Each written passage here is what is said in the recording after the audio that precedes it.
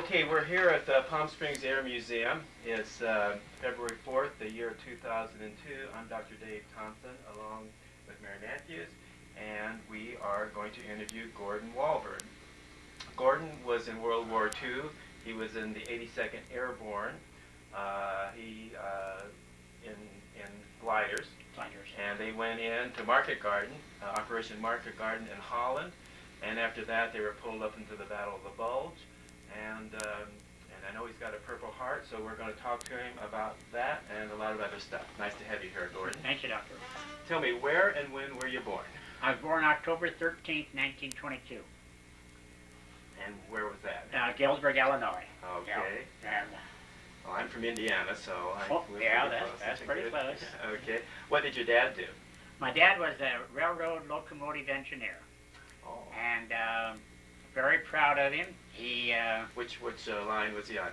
Chicago, Burlington, and Quincy Railroad. I know that one. But when they went from steam to diesel, he took his retirement at 50 years with the railroad.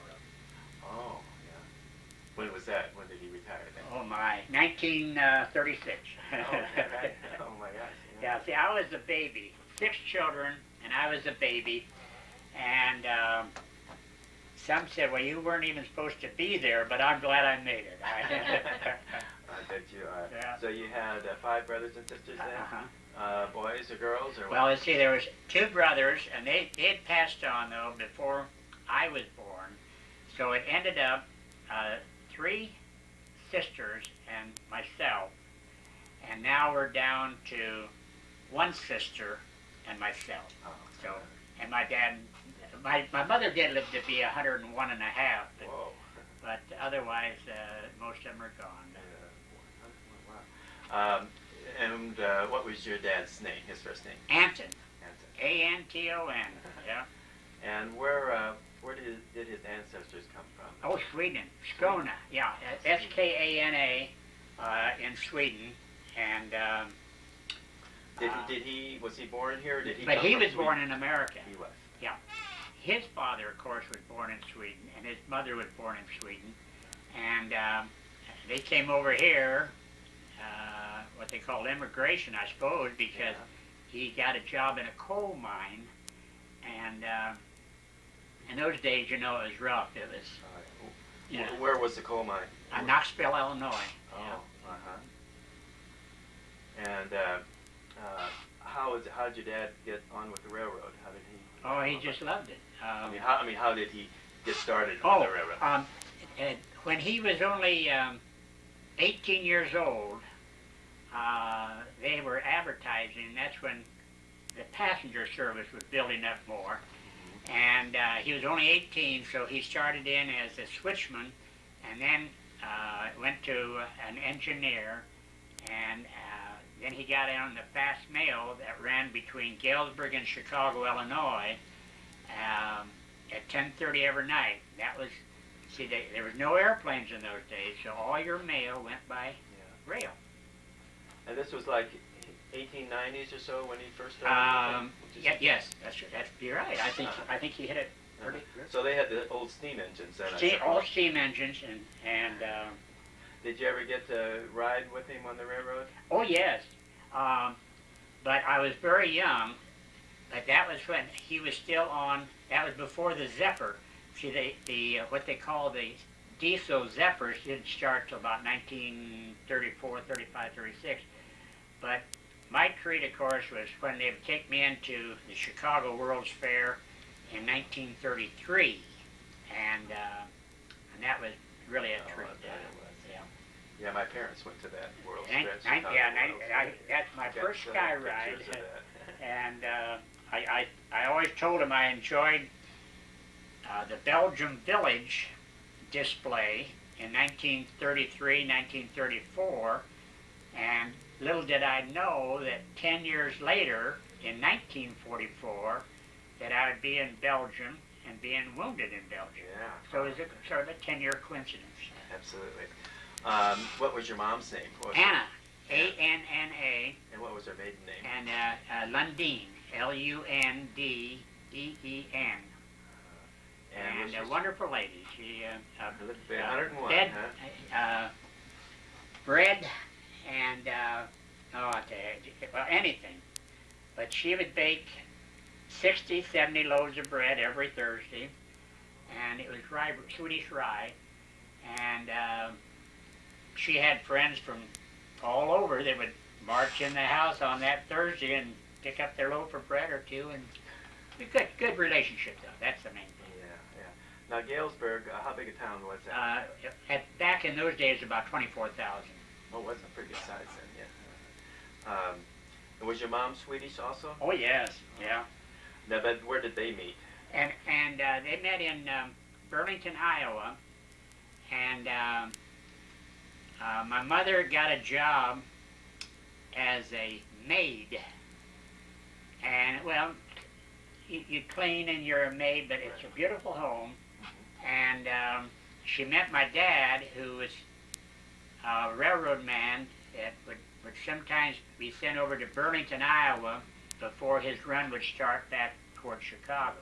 What they do, they would deadhead him out of Galesburg to Burlington, hop a train, whether it's freight or passenger, and then usually to Chicago. Okay, now what does deadhead mean?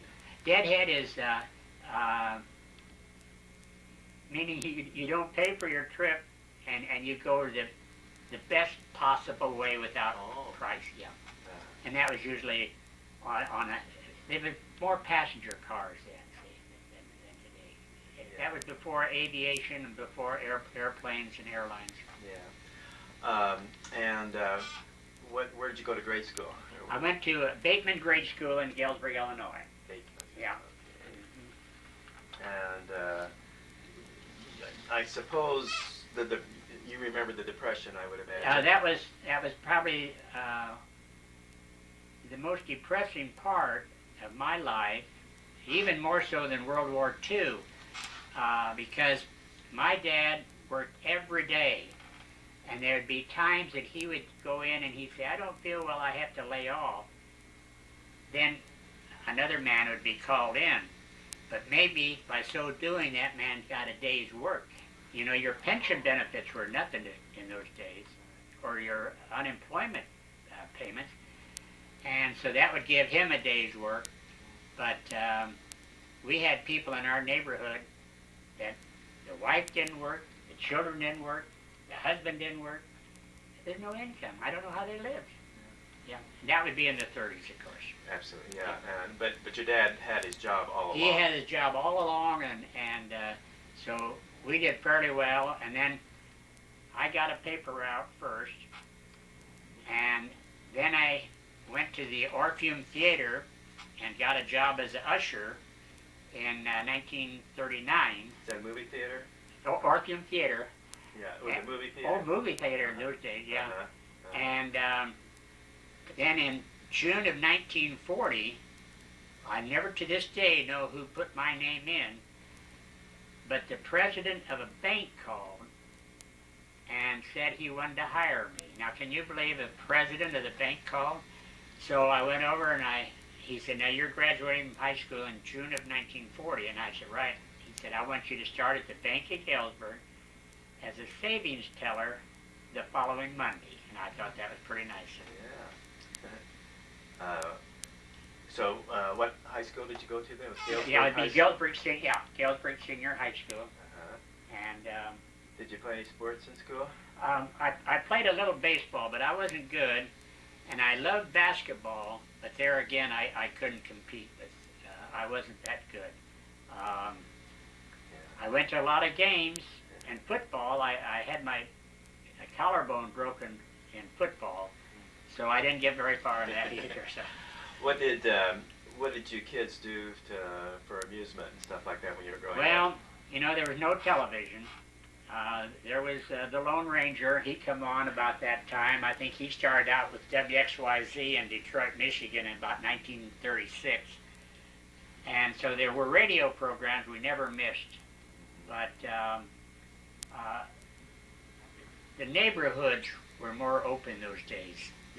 The rapport in the neighborhood was very, very good. People shared, and being I had a paper route, I had to have a bicycle, And so I had no complaints, no complaints. Yeah, in those days you didn't have to lock up take a lock for Oh, your no. bicycle. You didn't lock up your anything. houses or anything, yeah. And my dad had bought a the barred gold mine out in Empire, Colorado, and I don't know if they ever found any gold there, but it didn't work out. But it was a beautiful spot. It's Empire is about 40, 50 miles west of Denver, and I went up to the mine, but I was afraid to go in more than 25, 35 feet, because they said a lot of times coyotes and cougars and animals would go into these mines, and if you're not there to chase them out, you know. So I didn't go in very far, but that was back in 1937, and I was about 15 years old, but I was still scared. I didn't go in very far, but it was interesting. Did you go out there on a train too? Oh yeah, we had passes. See, I never even paid to travel in those days. Did you guys travel a lot, like to the coast? Yes, New York and Chicago many times, and Denver a few times. But that's one of the fringes. If your parents or anyone works for the railroad, you get free passes. Do you remember much about New York City? What it was Yeah. like when you went there? My biggest treat there, of course, was the Empire State Building, and they were going to open that the following year, 1939. I think about 1939. And I looked up there and saw that 100 floors up. It was amazing. And of course, like I say, they were not complete, but they built it entirely different than they built the World Trade Center. And I just hate it with the World Trade Center collapsing like it did, but I don't think the Empire State Building would collapse that way. The construction was entirely different with the type of iron and grids and stuff like that. Yeah. Well, speaking of that, what were you doing on December 7th, 1941? At that time, I had left the bank, and they had offered me a job for $125 a month. And I thought that was a lot of money. Now that's a month, not a week. And so I went into the vice president of the bank, and I told him I appreciated the time I worked at the bank, but I felt I ought to get on my own a little bit more, and the company up in Moline, Illinois offered me $125. And so on that particular day, Doing what? a bus terminal, and that's where the buses came in. You loaded the passengers on, and they would go either California or Chicago, New York.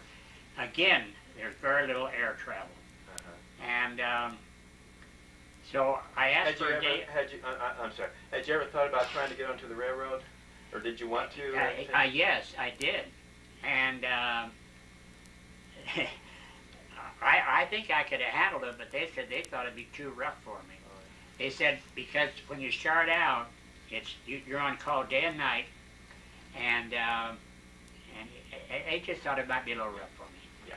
But then my sister and her fiance said, we're going to get married December 7th, 1941, and we want you to usher at the First Lutheran Church. So I took the day off and hopped a bus in Moline, came to Galesburg, and changed my clothes at my sister's house, and I had the radio on at the football game, and they announced, any military personnel, please report to your home base. And I thought, why would they do that? Well, anyway, I got down to the First Lutheran Church to usher, and a guy came in, he said, have you had the radio on? And I said, no. Well, I said earlier to listen to the football game. And he said, the Japs have struck Pearl Harbor. And of course I got so wound up, I thought you just grabbed a rifle and took off, you know, but I guess you don't. But it was a nice wedding, and like I said, it was another year before I was in in the military. Okay, so what did you think? Well, It was terrible. It was devastating. I mean, First thing, I didn't know where Pearl Harbor was, and I knew where Honolulu was, and I knew where Hawaii was, but I just didn't know about Pearl Harbor or Ford Field, and so I had to get some maps out and try to brush up on that. Well, then at the 10 o'clock news that night, they said that Dean Siebert of Galesburg, Illinois, who had been a friend of mine, was killed at Hickam Field. And then this war came closer to. What was your friend's name? Dean Siebert, C-E-B-E-R-T, C-E-B-E-R-T, Siebert, and he was in the barracks, and one of the first waves of Japs came over, and being it was Sunday, he could sleep in if he wanted to, and he was still in bed when they came in, and the bullets went through the roof into the dormitory, and he was on the third floor, I think, a three-story high barracks. So then it brought it closer and closer to home, and so I just sort of felt like, hey, everybody, people in San Diego, they thought the Japs would be there on the 9th or the 10th of December. Of course, Oregon got some firebombs over there where the Japs would send up these balloons. Yeah, that was later, yeah.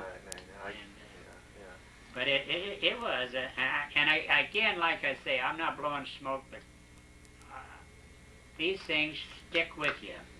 If you were alive in those days, they stick with you, and I don't care how much you read about it or how many libraries you've gone to, you still read about World War II. And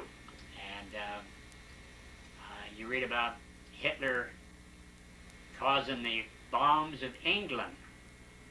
And when I went into those cathedrals there in England, they weren't destroyed, but they had bomb holes in the ceiling clear down. And some of these bombs did not explode, and the weight pushed them down through the floor, and of course then they came in and defused them, and some of those bombs weighed maybe 300 to 500 pounds. Well, prior to December 7th, were you aware of what was going on in the world and how close we were to going to war, perhaps? Yeah, but not in Japan. I was more so in like 1939. Let me go back on to Poland. Like when Adolf Hitler went at Poland, he went Czechoslovakia, areas of Austria, and there, of course, I was still in high school then in 1939, and England was unable to do anything. They sent a couple of prime ministers over there, but it was nothing, and they really didn't have the strength. They had a pretty good navy, but my friend in Leicester, England, or Leicestershire, Derek Wills he said, I don't care how you write the history, if it hadn't been for America, it wouldn't have been saved. Because the only reason Hitler stopped going into England is he thought he had it in the palm of his hand, and he went to Russia. Yeah. Oh, you knew that. Oh, yeah. Oh, yeah, sure. I kid him now. Oh. Well, okay, so tell me, so after December 7th, what did you do then? Well, I stayed at this terminal, the bus line, and all of a sudden, because there's an arsenal there at this Rock Island, what they call the Rock Island Arsenal, and business just started to boom.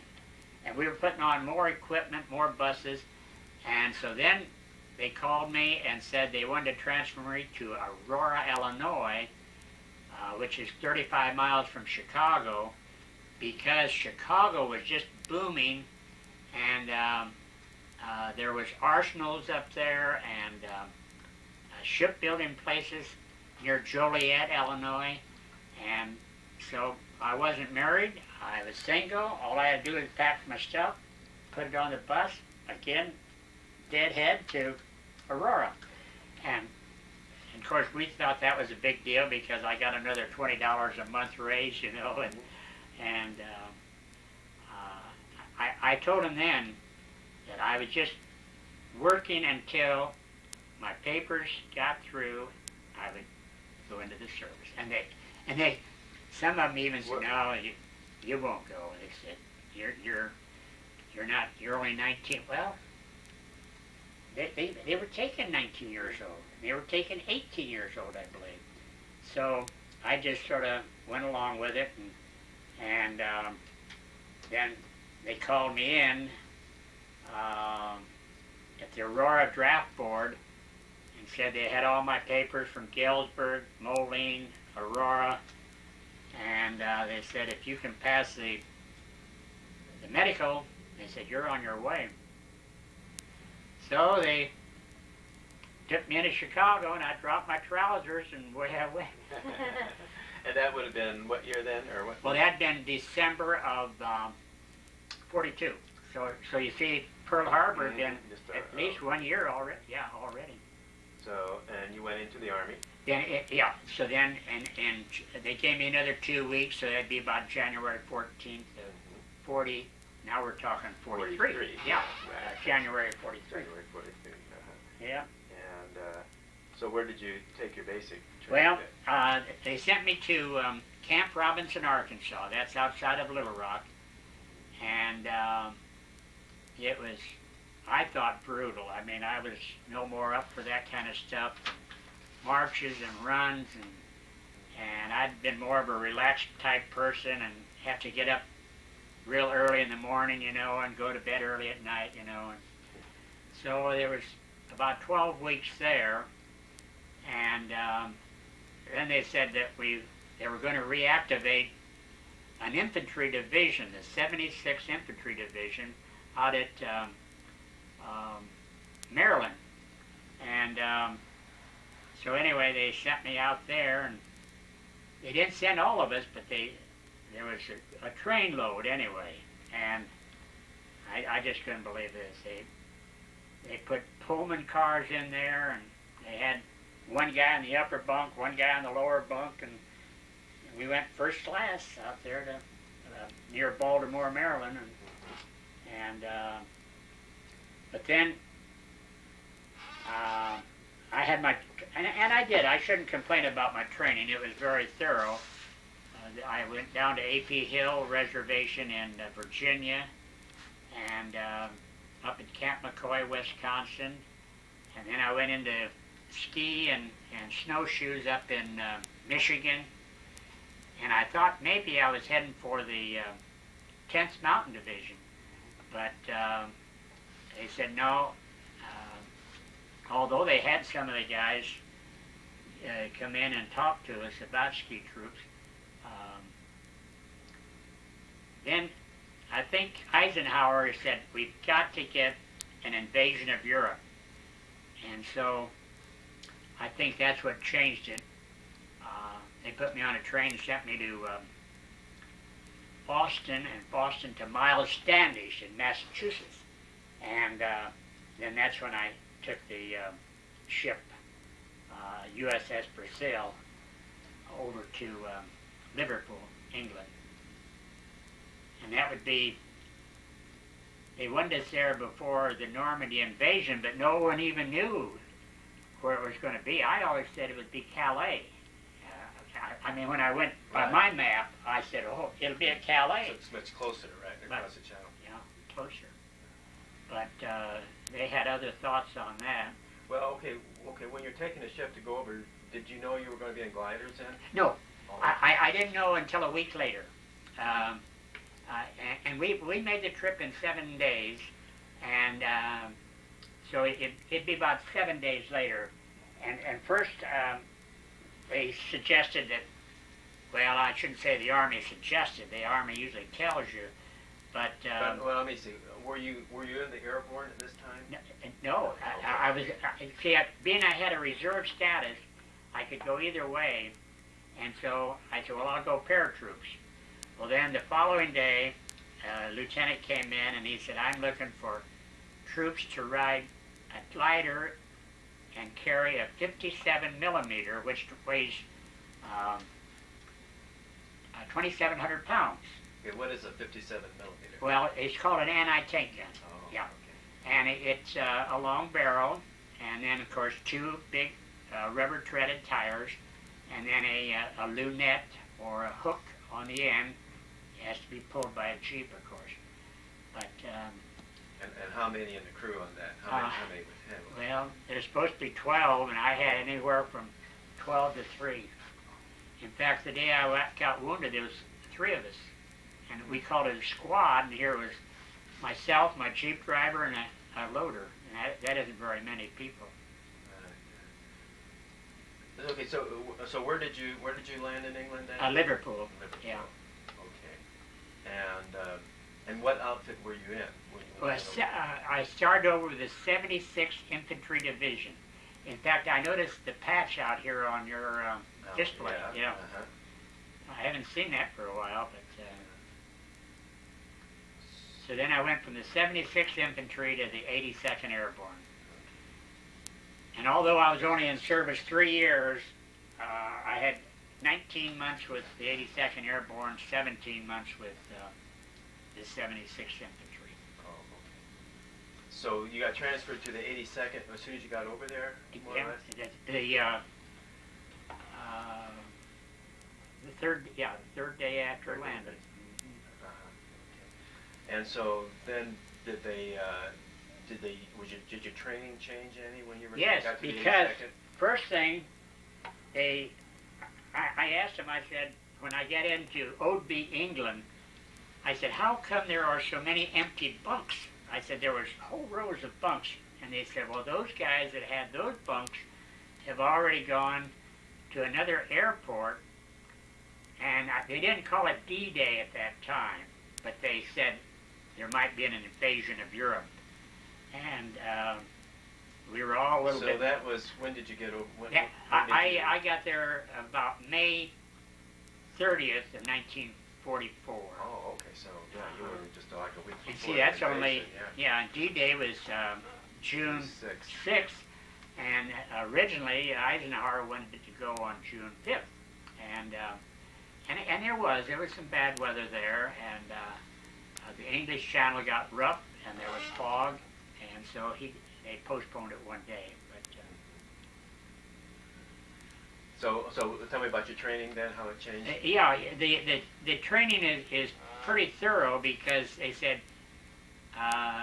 ours was strictly headed for combat. There was no paperwork, no clerical work, strictly combat. We had firing ranges where we went out on the English, up near the Wash. That's up near Skegness in England. And we fired at targets out across the English Channel. And I said, but how do I know what I'm aiming at? And they said, anything that you hit out there would be Germans, submarines or, Oh. yeah, or, submarines come down the or so you were firing your 57 millimeter? 57 millimeters. Oh, I see. Okay. Now, did you have any sidearms or anything like that? I carried I didn't get a pistol till later on, but I always had an M1. That's a rifle, American rifle. Right. And I qualified in that, and I qualified in, I qualified just about every one. I qualified in my 45 pistols, M1s, 03. There was some even 03s. That's an old 1914, 1918 rifle. Yeah. Tell me the size of the shell. Yeah, show me. A 57 is about like this. Yeah, raise it, put your hands up a little bit so they can see. Yeah, the 57 millimeter is about like this, and the casing is about like that, and the projectile is about like this, and you have your choice of two. One is armor piercing, and one is high explosive. And I would normally fire a armor piercing first, and then fire the high explosive after that. A lot of times you're rotated. Okay, and mainly you're firing at German tanks. Or it does excellent on a building. You know what I mean? If you had So you would use a high explosive on the building? A high explosive on the buildings, or if you had an area where you thought the Germans might be bottled up, and the rifle wasn't doing any good, and you could get a target, but you had to be very careful that, because when you fired it, the recoil stirred up a lot of dust, and they could see it half a mile away, you know what I mean? So you had to be careful what you were doing. Was there much shrapnel when the thing exploded? When your projectile exploded, was there very much shrapnel? Yes, and like you say, it went out this way, and but then of course if you had the armor piercing, it went just right through. Immediately forward. But I wasn't that naive. I knew that I could never stop a Panzer division or a Panther or Tiger tank. Their armor, was too thick; it wouldn't go through. The armor was so thick, and could you knock the treads off? The treads, I would go after a tread. Now, like the day up there at Trollpons, Belgium, I told him I was going to set up the gun 40 yards behind the curve in the road. And they said, well, why does it have to be there? And I said, because these are narrow roads in Belgium. And I said, when they come around the road, they don't just come around like a car. They come around and have a momentum of sliding around a little bit. And I said, if I can get a shot on that bogey wheel and maybe knock that off. Okay, now what's a bogey wheel? That's at 14 to 16 inches, and the tank tread goes around that wheel. And if you could get a armor piercing shot there and knock that off, I don't care what you say, the tread's going to drop. Yeah. And but I guess I was being a little naive, because before I could get the tank, the Germans came up ahead of the tank. Yeah. Okay, let's go back then. So you're where in England are you now? Right before Normandy? Where are you I stayed at Oadby, Oadby, and we had is out at a racetrack. Of course, there's a lot of racetracks in England, and my billet was behind the 2 shilling window, and I had a nice bunk there, and good blankets and everything, and if you went on the outside of the building, it'd take 2 shillings over the window. So back in peacetime, when they had these races out there, the horse races, and you wanted to bet 2 shillings, and you came right up there and put your 2 shillings down. And now tell me about that 57 millimeter anti-tank gun. What was it, kind of like a Ford tractor in size, would you say, or what? No, it would be. It weighed 2,700 pounds, 2,750 pounds, and 2 wheels, and then it had a long angled trails that would separate, and then on each side there would be, it was like a shovel type, and you'd dig that into the ground a little bit or put sandbags up, trying to stop that thing from recoil. Recoil. Right. Now, and would a Jeep haul it around? Always had to have a Jeep. Yeah. Right. I lost. Could you guys, 12 of you, could you budget? I mean, could you? But you could. Yeah, we were pretty good on that, and although I did have 2 Jeeps, where the Germans got to it, and they set fire, and it caught at the tires, and of course then the tires went up straight up, and so there I was in a little bit of trouble. I had to borrow a Jeep from another group, and but you never lost a gun. To pull. You never lost a gun. I lost him, but I got him back. And Colonel Mendez put me in for a Bronze Star one night when I came up, and he said, "Why didn't you pull that gun out of there?" And I says, "Well, they weigh 2,750 pounds." And he said, "I mean a Jeep." I said, "The Germans had already burned the Jeep up." And he said, "What'd you come up here with?" And I went like that, and I said, the firing mechanism. And he said, all right, he said, H Company will take the town back, then you go back and get that gun. I said, okay. Okay. Yes, sir.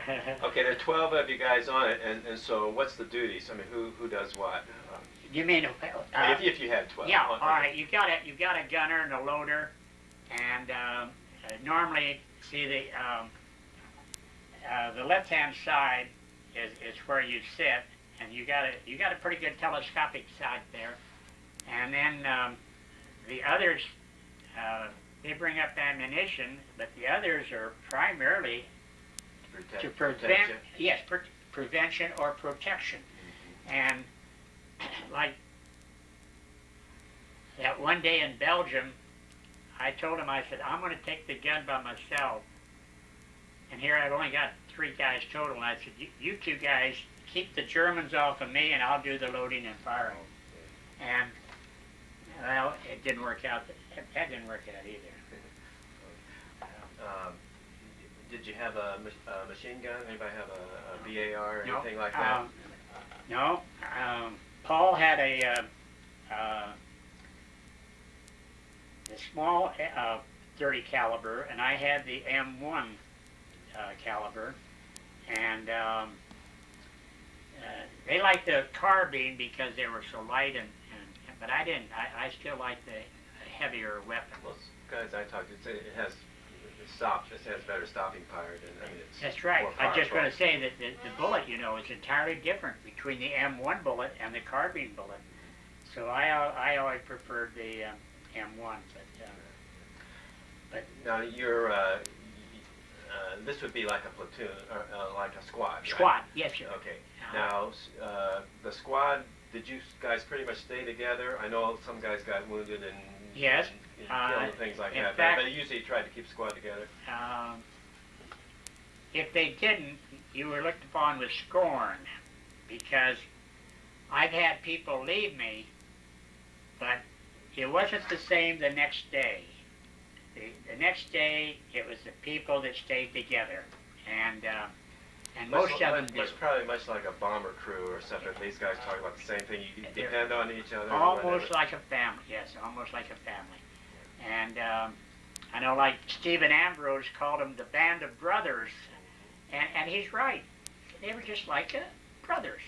And if a man let you down, you never said anything to him, but he was almost ostracized. If that man let you down, you felt like he wasn't doing his part. Okay, so you're training then. So then, what happens on D-Day?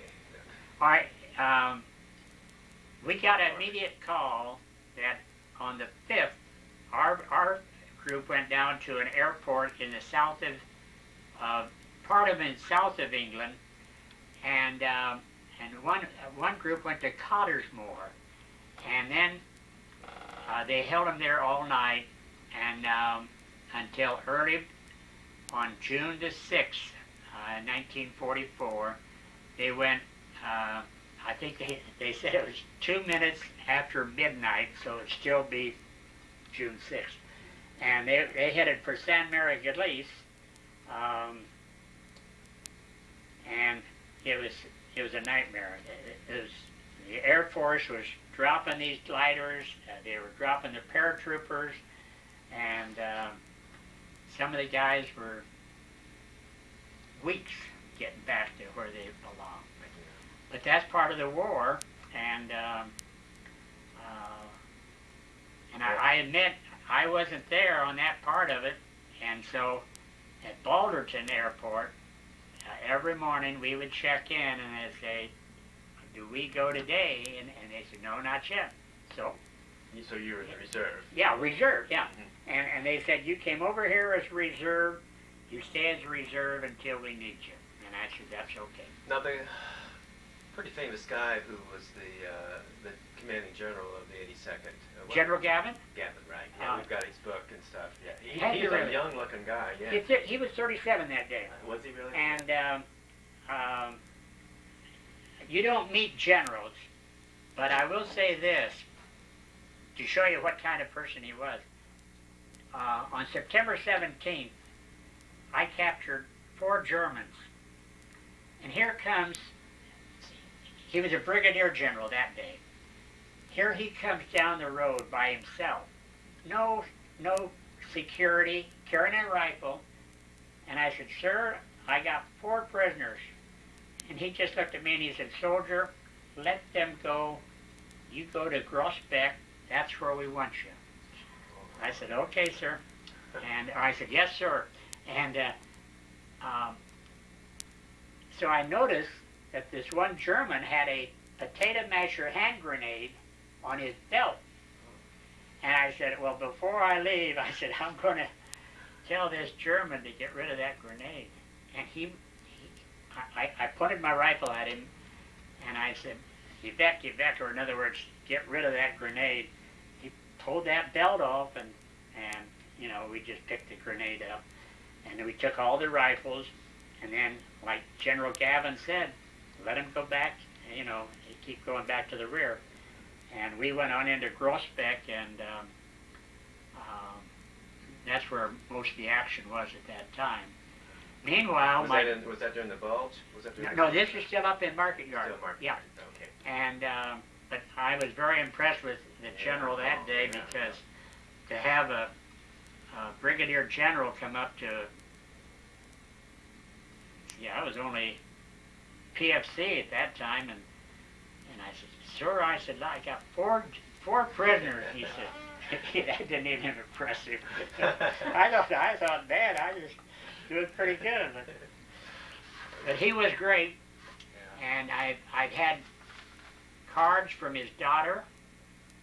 I've had cards from his wife, and I'll tell you another person of the day that he was dying at the hospital.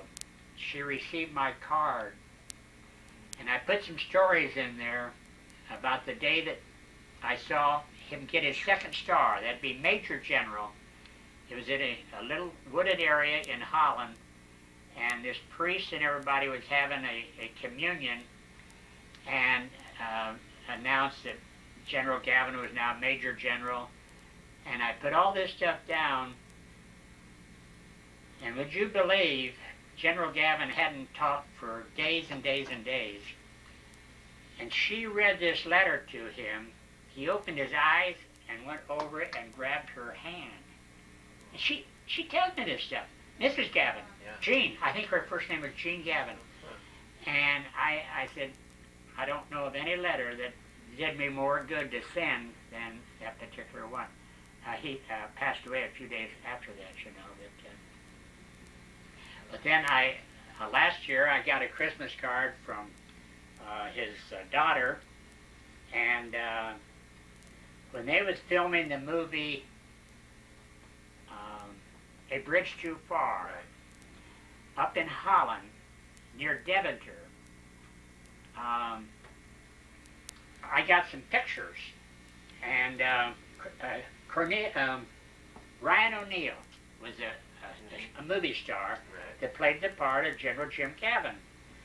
And our paths crossed one time with Ryan O'Neal. He was just starting to date Farrah Fawcett at that time. I wonder how he got her. Well, I guess I wouldn't have a chance. But anyway, he was just starting to date Farrah Fawcett, so this goes back a few years. And I told him about some of this stuff, and he wrote me a personal letter from Pacific Palisades in California, and he even gave me his return address, and he said, I just had to answer your letter, and he said, I'm sending you prints of when we were filming A Bridge Too Far. I about fell out of my chair. You know, this is a few years ago back. And so now they've got more finesse in developing prints and things. So I took these pictures, and I had a 8x10 made of 4 of them, and I sent them to General Gavin's daughter, and you thought I'd send her $1 million. She said I'd heard about them, but I did not have them, and so she enjoyed them. It was one picture of Ryan O'Neal and Jim Gavin, and Now, off the record, Jim Gavin didn't really like Ryan O'Neal. I don't know if you knew that or not, but General Gavin wrote me later on.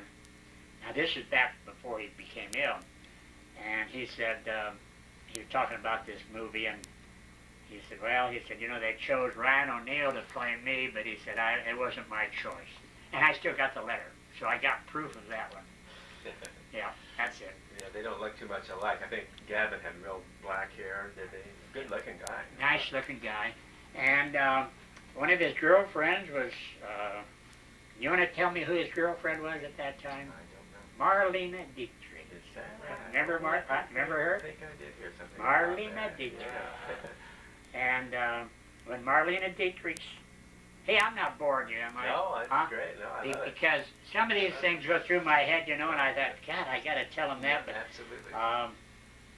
Well, think of telling your family. But this is going to be something for your family too, you know. So, well, I mean, that's why I want you to yeah, talk about this stuff. Yeah. Yeah. Now, of course, you know, my family now was, my wife died March 10th of last year, and I have a son in Chicago and a daughter in Galesburg, Illinois, and just a good family, period.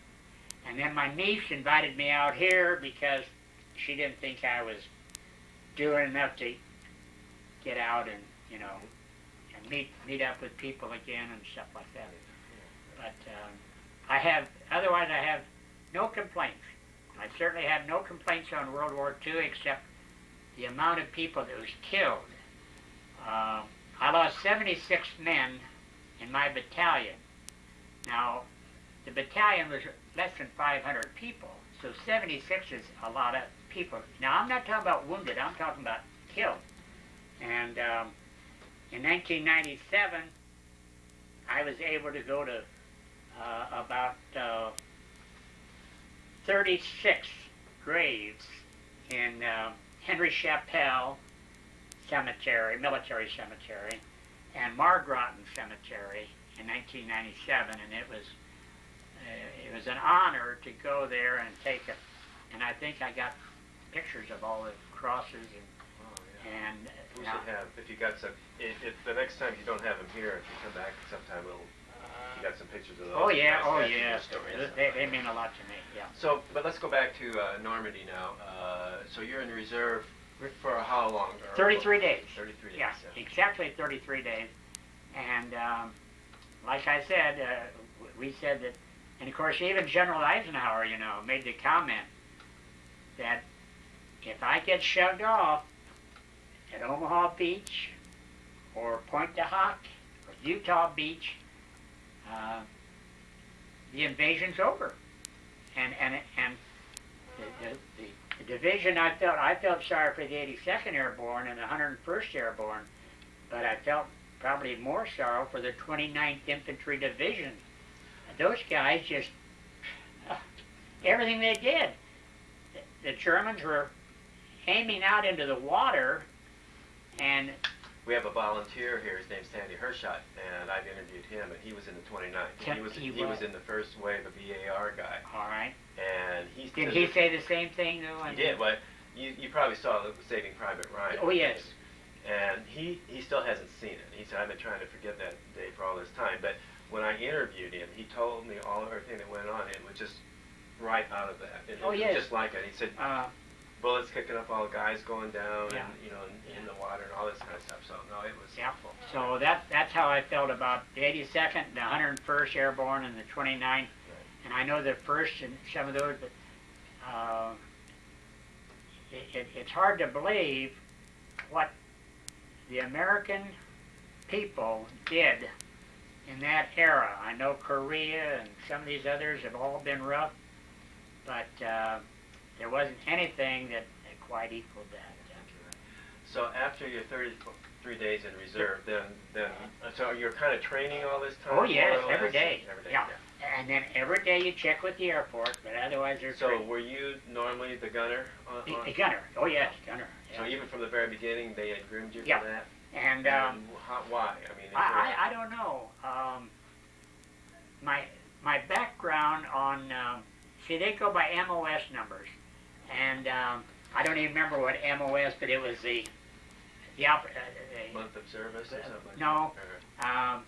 it was what you had qualified in, and I was in a water-cooled 30 caliber machine gun. Now, you know, there's air-cooled and water-cooled.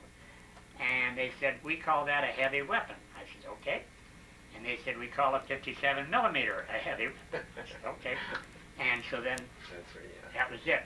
And I would say this, when these troopers came back from Normandy, they resented me that I was, but they were gone. They'd been gone. And I said, hey, you can have any job you want. I said, you guys are the ones that did the work. But I kept that between that and squad leader the rest of the time. Okay. So then, so after the 33 days in reserve, then what? Where did you guys go? All right. Then they took us over to Balderton Airport for Tournai. Tournai is across the channel. And the day we were supposed to take off, they canceled that mission because they said the British, I think they had already committed General Patton, if I remember right. And the British or General Patton had moved up towards Tournai, and they said that if they made an airborne drop, they would be right on top of them. Coming down on top of the British, the Americans, the Germans. It would be chaos. And so we went back to Odeby. Yeah, went back to Odeby. And so, and so how long did you stay there? When was all right, then, let's see. And how many 57 millimeters were in your group, or whatever you might call it? All right, it? There was 8 total. 8 of them. Yeah, 8. So, you see, when they say you lost 1 or 2 of them, well, you're starting to get down. Yeah, it goes down pretty fast. But, so was Market Garden your next big? Yeah. So then that would be September, and then we went back to the airport, of course, and General Montgomery, the British general, had these visions that if we could come up on the Holland side and go behind the lines and take Arnhem, you miss all the Maginot Line, you miss all these fortresses that the Germans had put up, and the idea was to go around those and go through the Arnhem, Holland, and turn right, and but it didn't quite work out. Arnhem was that bridge too far. Arnhem was the bridge too far. Right. We captured ours on the second day. And that was... Nijmegen, yeah. How do you spell that? Nijmegen, Nijmegen. And... this whole operation was Operation Market Garden? Yeah, the whole operation. Arnhem and all that stuff. That included the British, too. And of course, another mistake, and please don't think I'm knocking the British, but the mistake is, if you're an American unit, and you got American generals, go on your own. Don't tie in with another foreign country.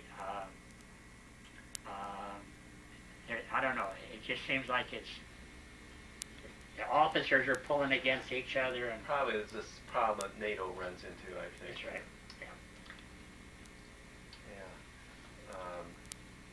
Well, okay, what date was that then? That'd be September 17th, a Sunday, 1944. And so this was your first taking a glider into combat? Yeah, my first, yes. And what was that like? Well, let's talk about the All glider. right, well, this is a CG-4A. Yeah, let's go around here and tell me a little bit about it. You got C-47s towing you? Now, I was on a single tow. This is a C-47 or a DC-3. Right. And I was on a single tow, just exactly like this one here. Back, in Normandy, they used they used some double tows, and I was always against a double tow because there was too much of this stuff, they would swing back and forth. Yeah. This is a single tow, and we went about 140 miles an hour, and then once you cut loose, if you thought you could see your drop zone or cut loose, why, you try to put the speed down to about 90 miles an hour. And to get them up off the ground, tell me how that worked. All right. The C-47, this is 100 yards, a cable, and you use any portion of that you needed because you got a hook here and a hook here, and the airplane starts off first, but as soon as that coil unravels, you're so lightweight compared to a C-47, you're already starting to bounce up off the runway, and then by the time the C-47 is airborne, this rope or the cable, snags out pretty straight. And now, had you guys practiced those? Oh yeah. Beforehand. Before that. Yeah. But we only had, if you have a 57 millimeter in there, that weighs 2,750 pounds. Then you have a pilot and 3 others total. Because you do not want, the main thing I'd always check on is the center of gravity.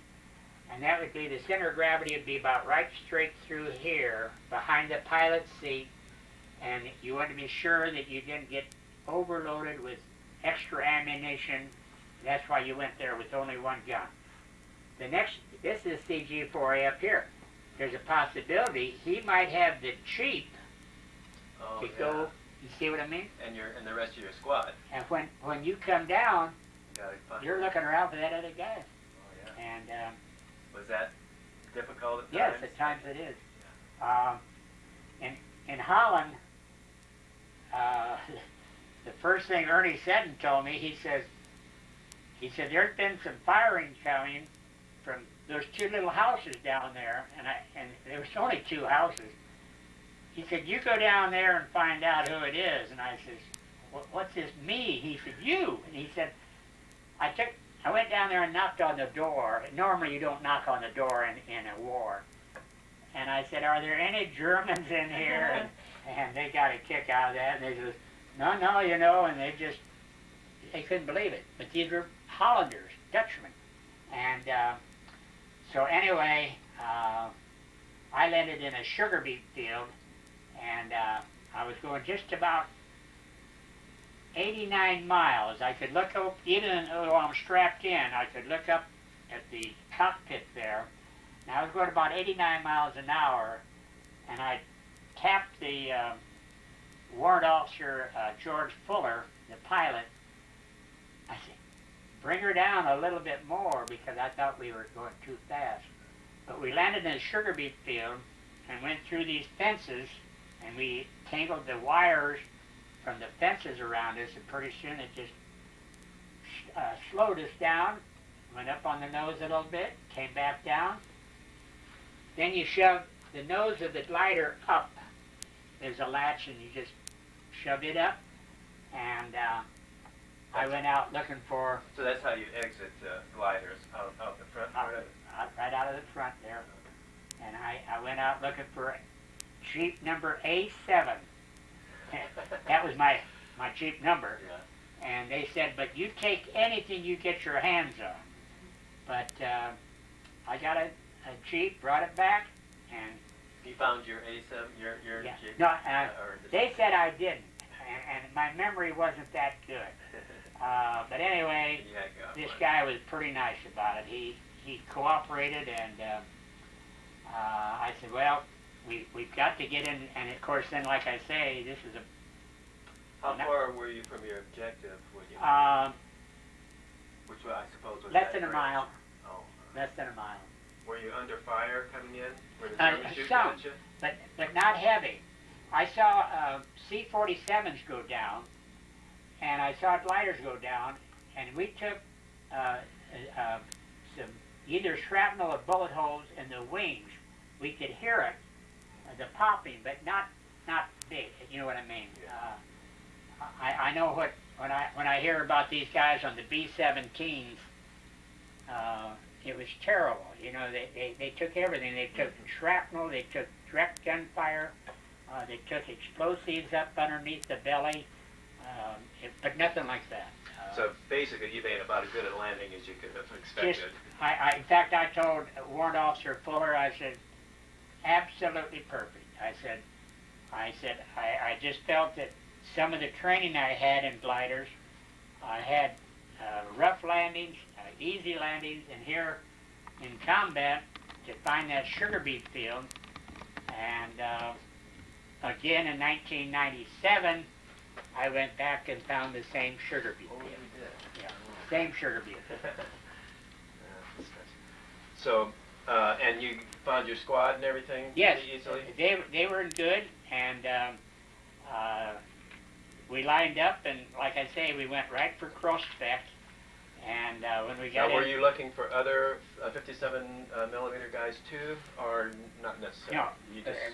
You're just kind of on your own? Yes, go for your objective, and none of this wait for Joe or Harry or Tom. Go for your objective, and it's so much easier if you accomplish it before the Germans find out about you. Because once you irritate them, and they're all over the town anyway. They were stationed in the town, and but you want to get it done before they come after you. So this is a little town with a bridge that you're going after. How big's the town for this? Nijmegen is 105,000 people, but and it's one of the prettiest bridges you ever laid eyes on. It's called the Wall, W-A-A-L, River Bridge. That's, in other words, it's a Rhine River, actually, but it's called the Wall River Bridge, and it is a beauty, and of course it's still standing. And was it a metal or metal? I mean, oh yeah, and very graceful type arches, you know, and would you believe that when we got we took Grossbeck first, and then we got in the Jeep and went up towards Nijmegen, and would you believe that the Germans tied themselves into the girders of this big bridge, and so they're way up there shooting down at us. You fire back at them, all you're going to hit is the metal. You didn't hit the German. Well, eventually, I guess some of them did, but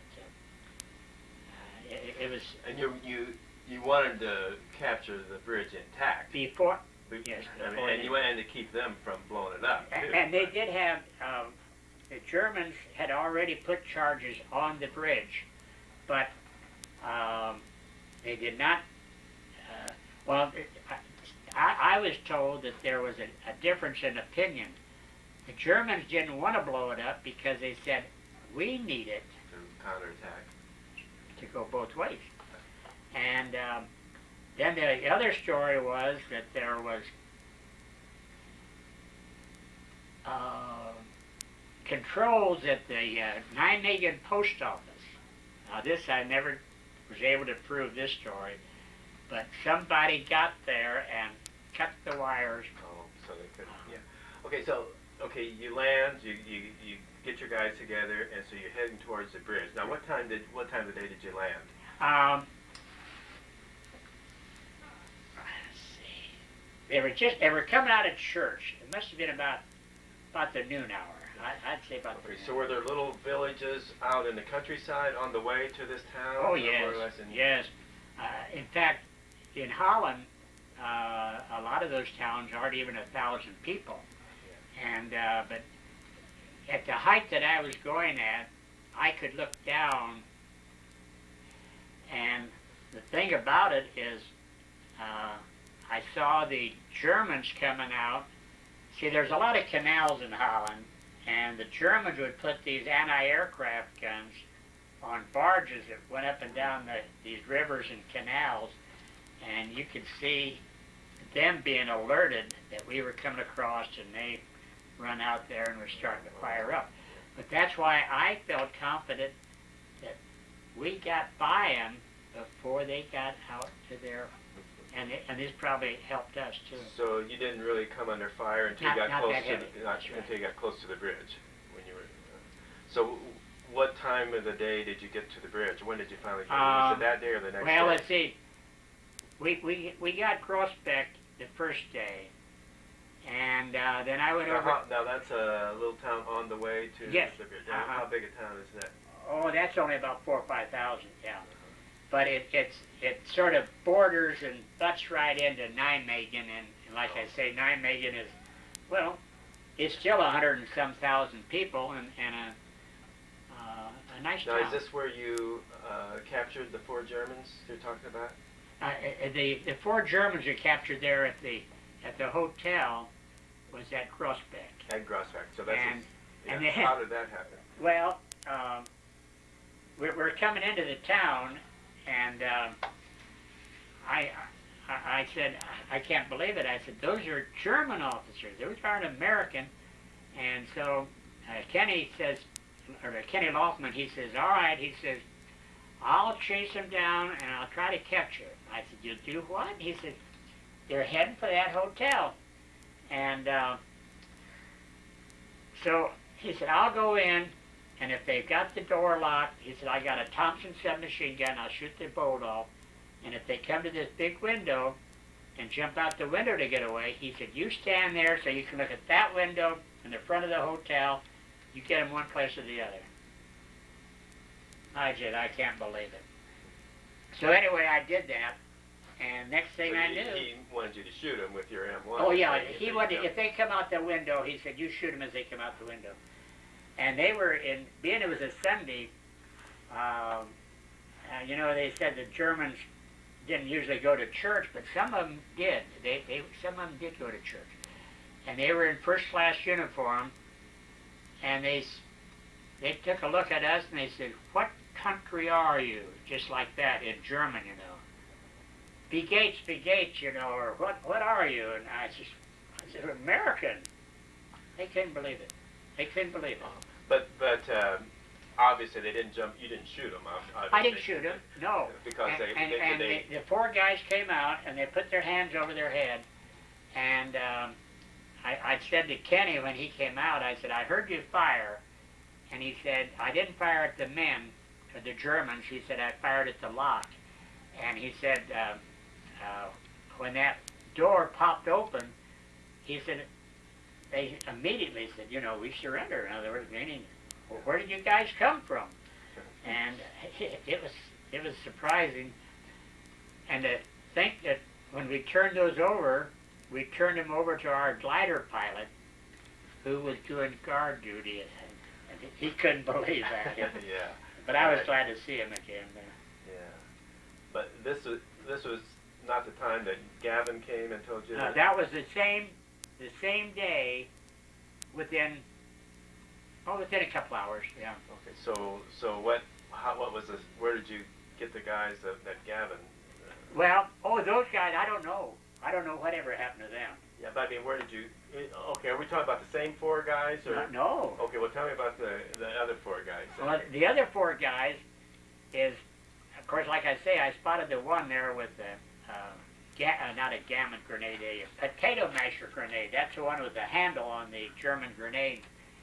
And yeah, but I mean, where did you catch these guys? About a mile from Groesbeck, out in the wooded, this is before you got the other officers. Before we got the officers. So yeah. Tell me all about that then. How did you catch them? Well, when I saw them coming down, at first I thought they were trying to attack, and I just raised my rifle, and the guy, he just put his hands up over his head like that. They were coming out of a wooded area? Wooded area, yeah.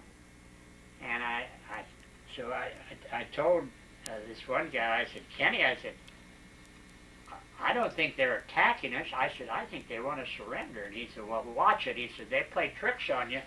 And that's when I saw I said, there it is. It's a potato masher grenade. And I said, they're trying to get up to us and probably throw the grenade at us. And so when I signaled, I said, and pointed at the grenade, he just took his belt and dropped it. Dropped the grenade. But, of course, then, like I said, when I told General Gavin, I said, I got 4 prisoners, sir. He said, let them go. He said, anything back there isn't going to harm anyone. because he said mostly it's landing area. But he said, we want you up there into Grossbeck and get that before the Germans start a counterattack. But it was interesting. They came across the canal. So did the Germans did, I mean. Oh, they did. Yeah, they came across that canal.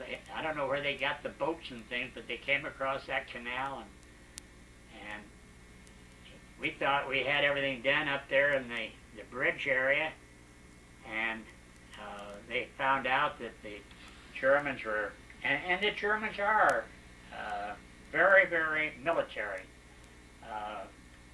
We were sort of like guys hired part-time. You know, we weren't professional soldiers. And I had my Jeep and driver, and we was right up towards the bridge, and there was firing going on then. And one of the officers came and said, you got to go back towards Beck, Holland. And that's B-E-E-K, Holland. And he said, the Germans have cut across the river, the Wall River, and are trying to come up from behind us and cut us off. And of course, if we got cut off, well, you're just one by one, they can eliminate you. So we went back there, and we captured and lost that town, I think, 4 times. Yeah, we would get it, and the Germans would come back heavier, and then we'd get it, and they'd come back heavier. This went on for almost 3 days.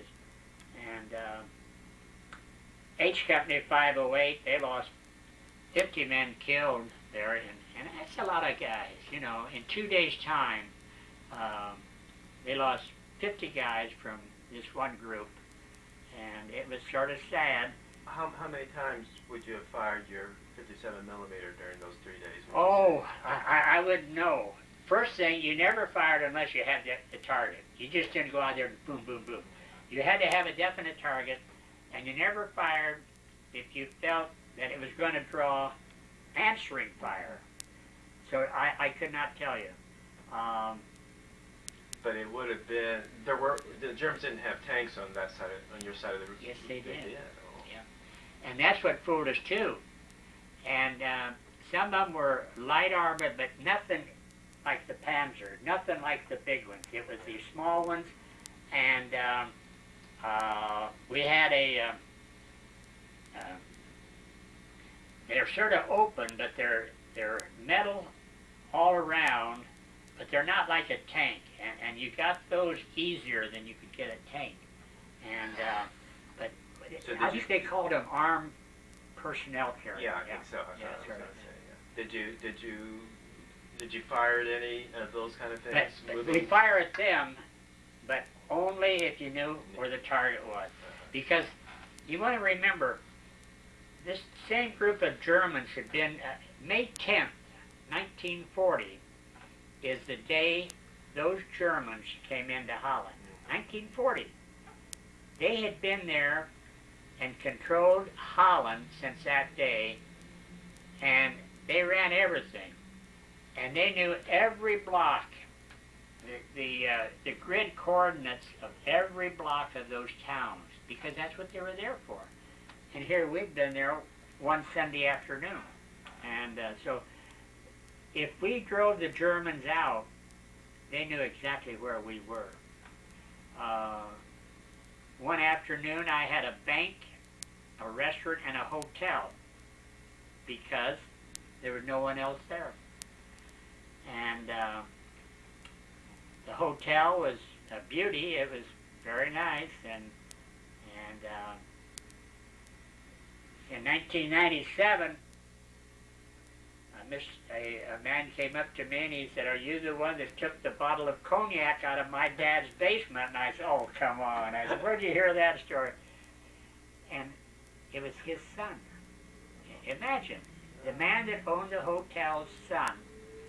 And he had told I suppose his kids, so I'm talking 1944 to 1997, and I said, "Well, I guess you're right." I said, "We were down in the basement, and I said, we stumbled over a bottle of cognac, And but he laughed about it. I said, "Do I owe you for it?" And he said, "Not anymore." He said, Tell me, what was the range, the firing range of your 57 millimeter? "Oh,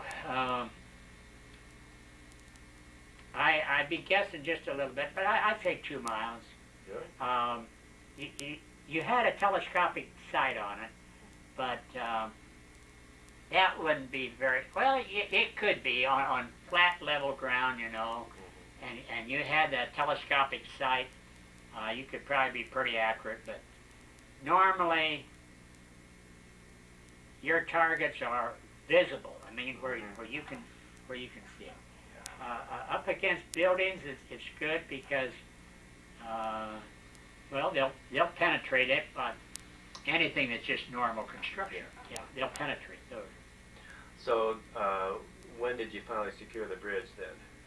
I think it was the 20th, 3 days later. 3 days later. Yeah. And so then, if you remember, the British got up there finally with their tanks, and I went up to this one guy, and he had a Sherman M4, American tank, British crew, and I just went up to him, and I wasn't trying to be a wise guy, but I said, "I appreciate you guys being here," but I said, "You should get to the bridge, cross it." I said, "So you got men on this side of the bridge and that side of the Wall River." And they said, "Yanks, we've been busy. We're going to have our tea." And those stories have come out since then, too, that they did not go on up towards Arnhem that they expected. Well, like Montgomery said, "Oh, yeah, they'll go across the Nijmegen Bridge and turn left and go up by Elst." That's E-L-S-T. That's a little village there on that side of the river. Keep right on going to Arnhem, turn right at Arnhem, and it didn't work out. It didn't work out. So they. So did you cross the river then? Oh yeah, I did. Yeah. And how did you head towards? But I only got about 4 miles up the road. How far was Arnhem away? 11. So it was 7. Yeah, 7 miles is about the biggest item. If we'd have taken that 7 miles, but our mission was to take the Nijmegen Bridge. The British mission was to take from the Nijmegen Bridge to Arnhem and then to the right across the plains there of Germany. And if everything had worked out all right, well, like Montgomery and Eisenhower and Monty and Boy Browning, I don't know if you remember Daphne Demure, was that? Yeah, I think that was her name. Daphne Demure, I think it was. She was an artist and an actress, and of course there were no movies to speak of then, but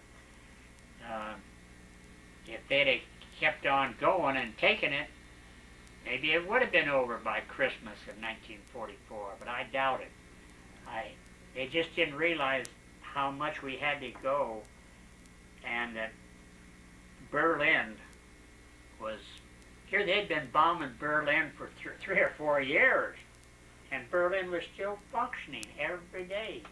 Every day those people would be out on the streets in Berlin, Germany.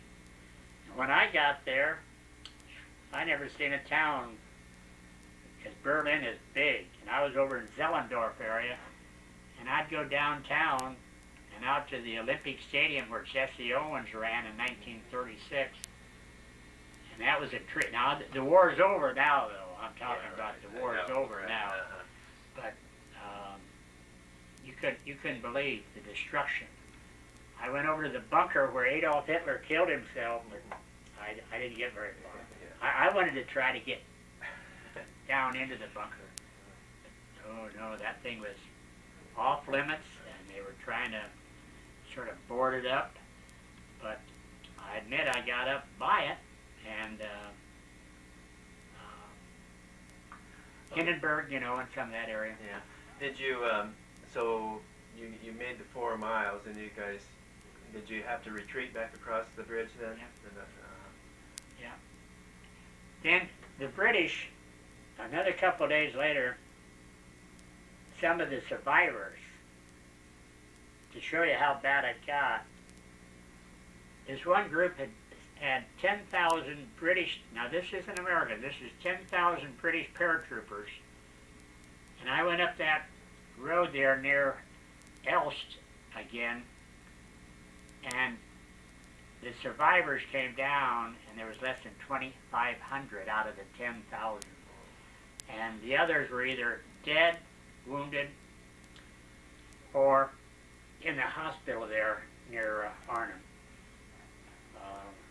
So that movie was pretty accurate? Yes. They did a good job. Yeah, some of them didn't like it, but whether they liked it or not, it's the way it happened.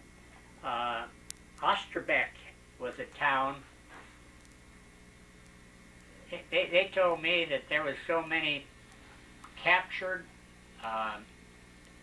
British and wounded British and dead British in that Osterbeck area that you couldn't believe it. Well, there had to be. If there was 10,000 went in and only 2,500 came out alive, that's, you know, the bunks and the locations. So, yeah, it was rough. Yeah. So you guys went back across the bridge.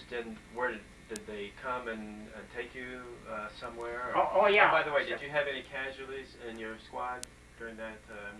Yes, I did. The first one was we went on a patrol, and Lieutenant Bullis said, I've got to find out where some of this stuff is. And I said, how many do you want? He said, I only want one man. And he said, I'm taking Clark, Harold C. Clark. And so about 2 hours later, he came back and he said, I said, well, how'd you make out? Now, again, I didn't have perfect rapport with officers. I'm not knocking them, but I just didn't have that rapport. And he said, I want you to get 5 volunteers and go back and find Harold. And I said, can you tell me what? No, he said, you get the volunteers first. I said, we got them. He said, where? And I said, right here. These guys don't volunteer. They go.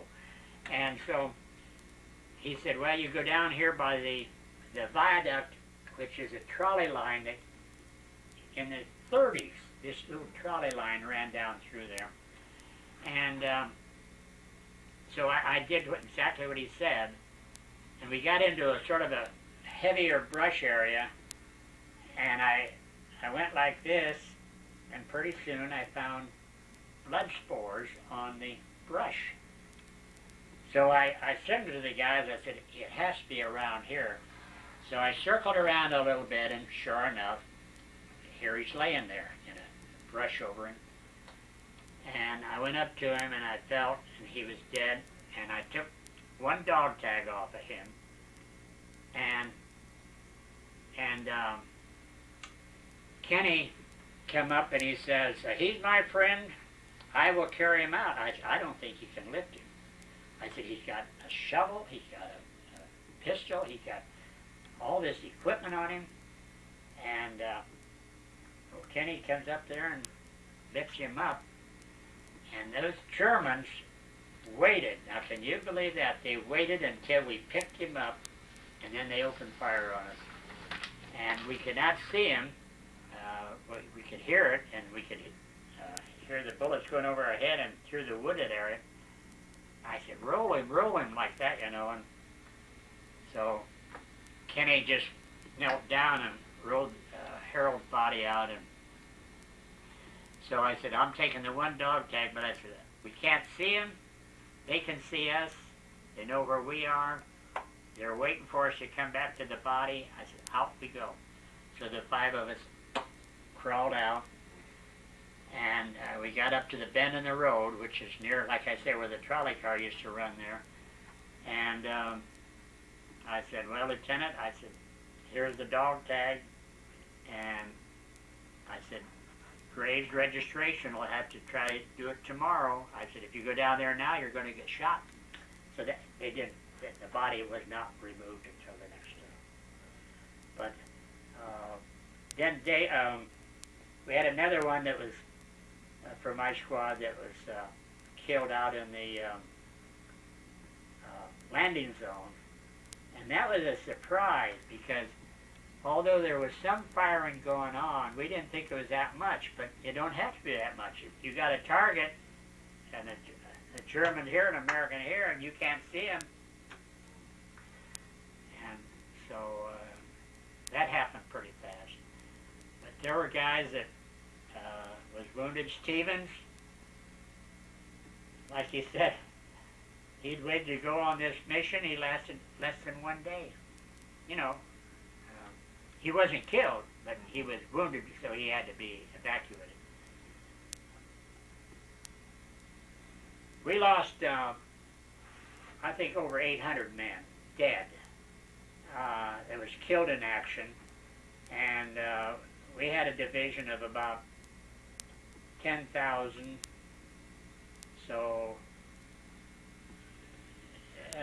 with the amount wounded, you was running 20-some% probably. This is your first time in combat, and when you're under fire,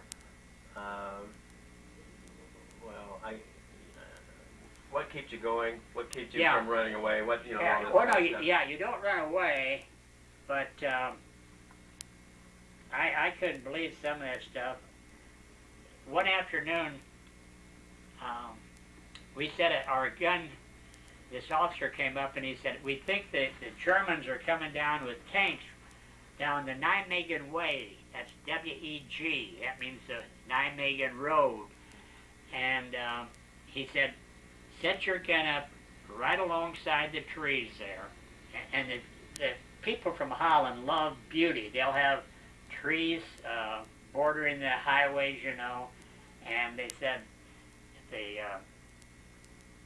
but they didn't say anything about the Germans was in that area, and they came up to the hedgerow, and he threw a hand grenade at me, and knocked me down.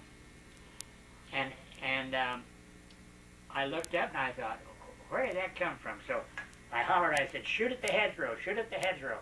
And I stood up again, and I saw this grenade, and I could have caught it.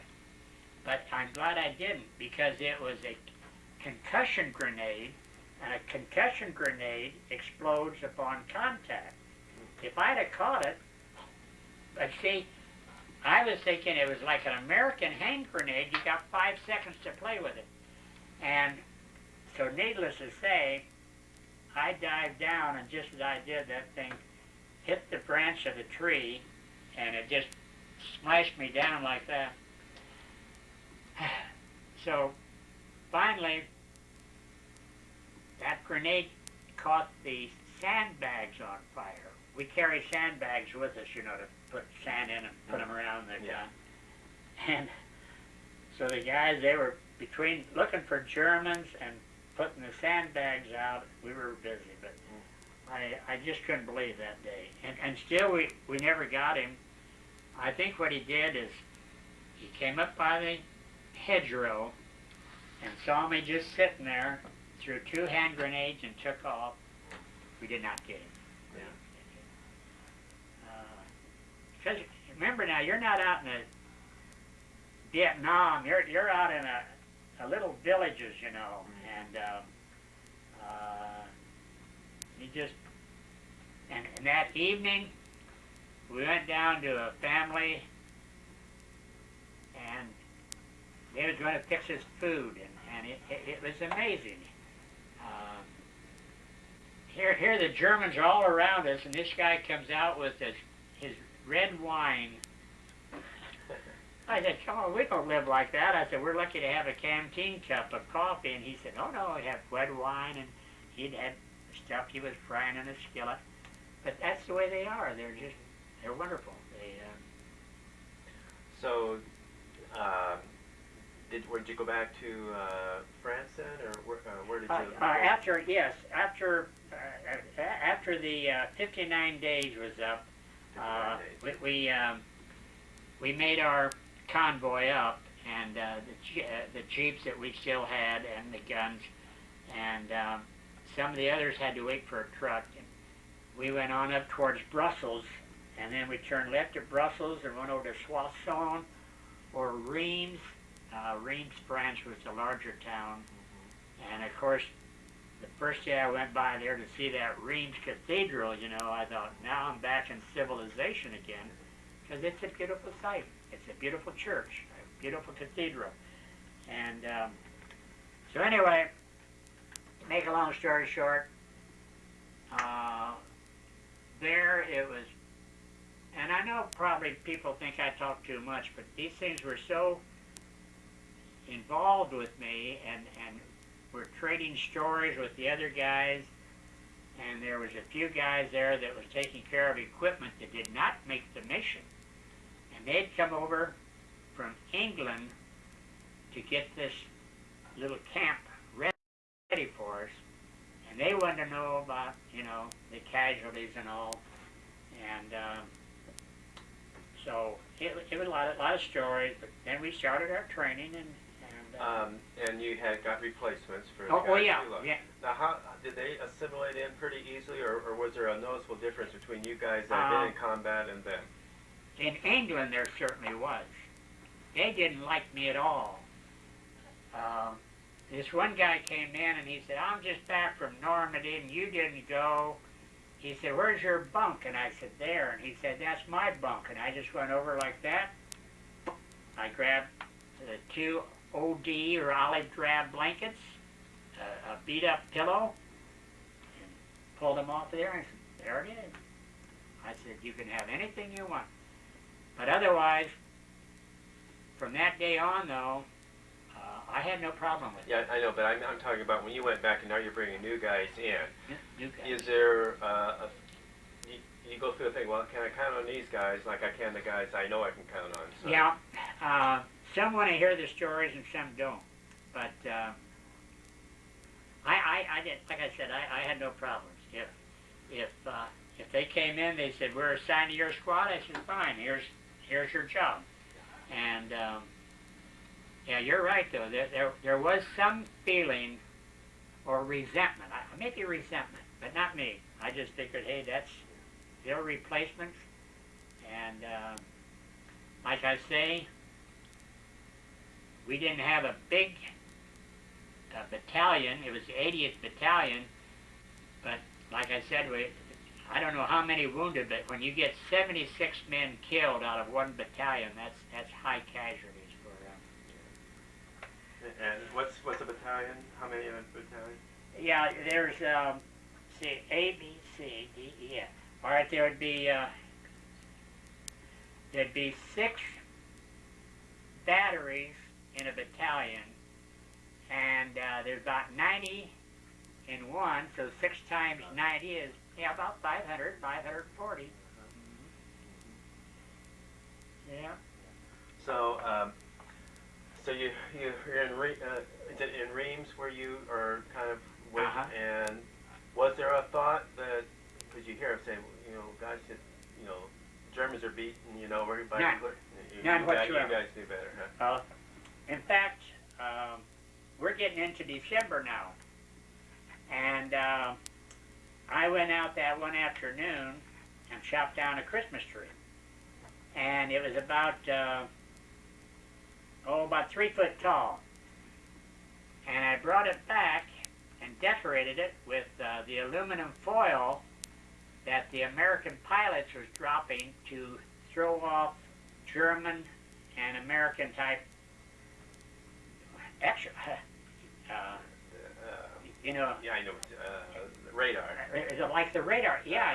Some was radar, some or detectors. Yeah. And so I brought, and they said, where'd you find? I said, out there in the field area. And I said, it's just aluminum stripping, and we had that tree decorated fine, but it didn't stay very long because I listened to I had a little radio that I picked up in Holland, and I think I gave the guy a few dollars for it.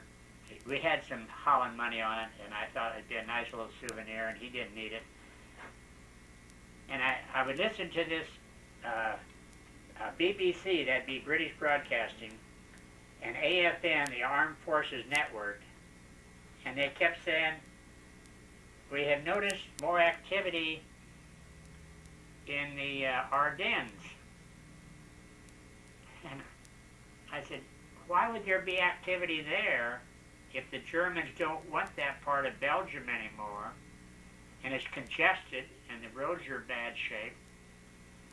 Well, then the next morning they said, and there is more activity in the Ardennes. Well, then that was when the 1st Panzer Division came in on the 16th, and they hit the 106th Infantry Division and practically destroyed them, and hit the 28th Infantry Division and practically destroyed them. And so I went to Sergeant Fox and I told him what I'd heard on the radio, and he said, well, he said, Gordon, he said, you worry too much. And I said, I guess I have been a worrier, but I said, I don't like the way it sounds. And that was in the afternoon, and the next day, why, we were on our way. And we didn't wait for anybody, because I put my, I had Paul and myself and Morris Cautionbaum in the Jeep, and they said, go to Belgium. So we had the map, so we went to Reims up to Sedan, S-E-D-A-N, and crossed over at Sedan and went up towards Bastogne. And of course we hadn't hit any Germans yet. So I got to Bastogne, and I went over to, there was some military police there, and I don't know if you ever noticed on a Belgium map, but there is a crossroad there at Bastogne. And I said to this MP, I said, do you need any help? And he says, yes, I do. And I said, okay, we're here. He said, what's we? And I said, myself and those 2 guys there and that gun. He said, no. He said, we're looking like an armored division. I said, no, we don't have an armored division. So I left Bastogne and went to Werbermont, W-E-R-B-O-M-O-N-T. And of course, if you read your history of the Ardennes, the Germans surrounded Bastogne the next day. And I just couldn't believe it. Oh, the 101st Airborne got into the town, though, before the Germans surrounded it and cut it off. And they did a tremendous job there. They never gave an inch. They never lost the town. Yeah, we've got again a fellow that I've interviewed that lives here in Desert Hot Springs was in the 101st, and he was in there at Bastogne. In Bastogne. Well, it was amazing. So I got down to Werbermont, and how far was that from Bastogne? Oh, I'd say about 11 miles. And again, I'm still traveling, just 1 Jeep, 1 gun, 3 men. And I got down to the Lean Creek. That's L-I-E-N-N-E. Some call it a river, but actually it isn't that big. And I got down there, and the guy said, where are you going? I said, well, we got to go across the Lean Creek. Well, he said, it's been blowing. The bridge has been blowing. And I said, well, I'm not sure, but I said, isn't that German military? Yeah, but he said, it's knocked out. And there was a group, I think, called the 291st Engineers. And they must have done a wonderful job, because they not only blew the bridge, they knocked out 8 pieces of German armor. If they'd have got across that bridge, these guys were coming in there in Army Air Force cattle trucks. They had no protection whatsoever. And those 8 or 9 pieces of German armor could have just literally, all they'd be doing is shooting at trucks. So anyway, it was about 24 degrees above zero. So I took my sleeping bag, and I said, I don't want to get zipped up in that sleeping bag, but I said, I'm going to pull them up over my feet, and I'm going to get underneath the Jeep and sleep. Well, I didn't, but I said so. And they said, that's all right. They said, we're going to get some guys to put some rails across that creek, and he said, we're going to plank it with 2x6s, not 2x4s, but 2x6s. And he said, you can drive across. So by dawn, they had that done, and we drove across, and I didn't even know where in the heck I was going. Let's go up one road, and we didn't find any, and then we got up to Tralpons, Belgium, and everybody said, well, this is where it's going to be, because they said there's a German Panzer division that's been spotted coming up the road towards Tralpons, and that, of course, is where I went up on top of the hill. So, how do you spell Tralpons? I like 3, T-R-O-I-S. That'd be 3, and Ponce, P-O-N-T-S, is a bridge, so it'd be the town of 3 bridges. Okay. So you got there, do you remember what day that was? Yeah, I got there late on the December 20th, and hung on until early the next morning when we went up on the hill to try to build up some kind of a defense, because you see, it's not only a town of 3 bridges, but if you came up that road from Assamont, all you did is just wind up the road and come up the hill, and you had it, you know. Okay, so you went up, that was still just you 3 and your tank gun? Okay. And you heard that the Germans were advancing towards that area. Yeah, they were going to come up that road from Assamont, and so then Captain Nelson came up to me and he said that he said, I got Lieutenant Bullis up there, and he's got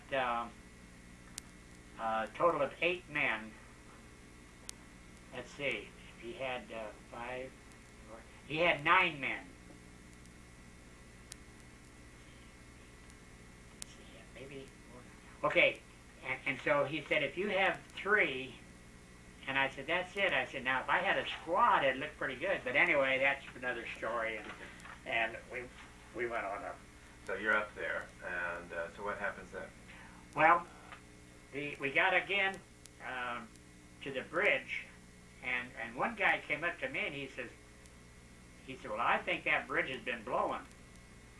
So I told Captain Nelson, or I asked Captain Nelson, I don't tell people anything. I asked Captain Nelson, I said, would you go across the bridge, if we plank it, would you go across the bridge and just go up and show me where you'd like to have me? Oh yeah, he said, I'd be glad to. And we put these big planks down, these 2x6 planks, and now a tank couldn't go across that bridge, but a Jeep could. So we got out and walked across and got the Jeep across, and then we walked. Well, that's okay. You can just leave it there. We walked on up the 1,500 meters, and I said, okay. I said, I want the gun at the bend of the road, and I said, if Lieutenant Werdick don't stop the tank when it comes around that bend of the road, maybe I can do it with a 57 millimeter and the high explosive or the armor piercing. And he looked at me like, yeah. So anyway, I knew it wasn't going to be very good. So I told the guys, everyone takes their overcoat off, everyone takes their galoshes off. I said, I want you to be as alert and move as fast as possible. And I said, you guys get up here in the wooded area and keep the Germans off of me, and I said, I'll stay with the gun, and I'll do the loading. I only had 8 rounds, and I had them laid out, you know. So we could hear those tanks, and I said, oh my God, they're coming, but I don't know why. I don't know why they didn't go ahead and send them up there. But meanwhile, the casualties started to happened. Lieutenant Werdick got killed. He took 2 shots to the head. Okay, so you're under fire now. Yeah, under fire though. By German, you don't know. Some came up on the side of the hill. Some came up the road even. So they were German troops. The German troops. Not tanks. No, not tanks. German troops. Usually they send a point team out first. And those are the guys that go out ahead and try to analyze how many Americans there are and see if they can't capture the area first.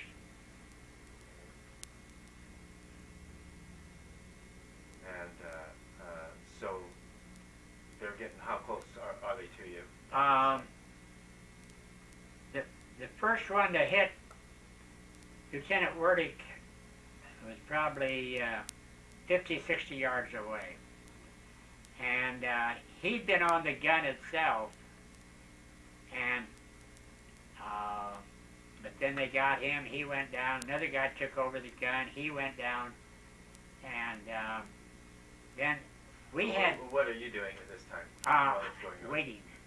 And I could hear it, but I didn't want to leave the gun because I felt that if they came around down that road, I wouldn't be ready.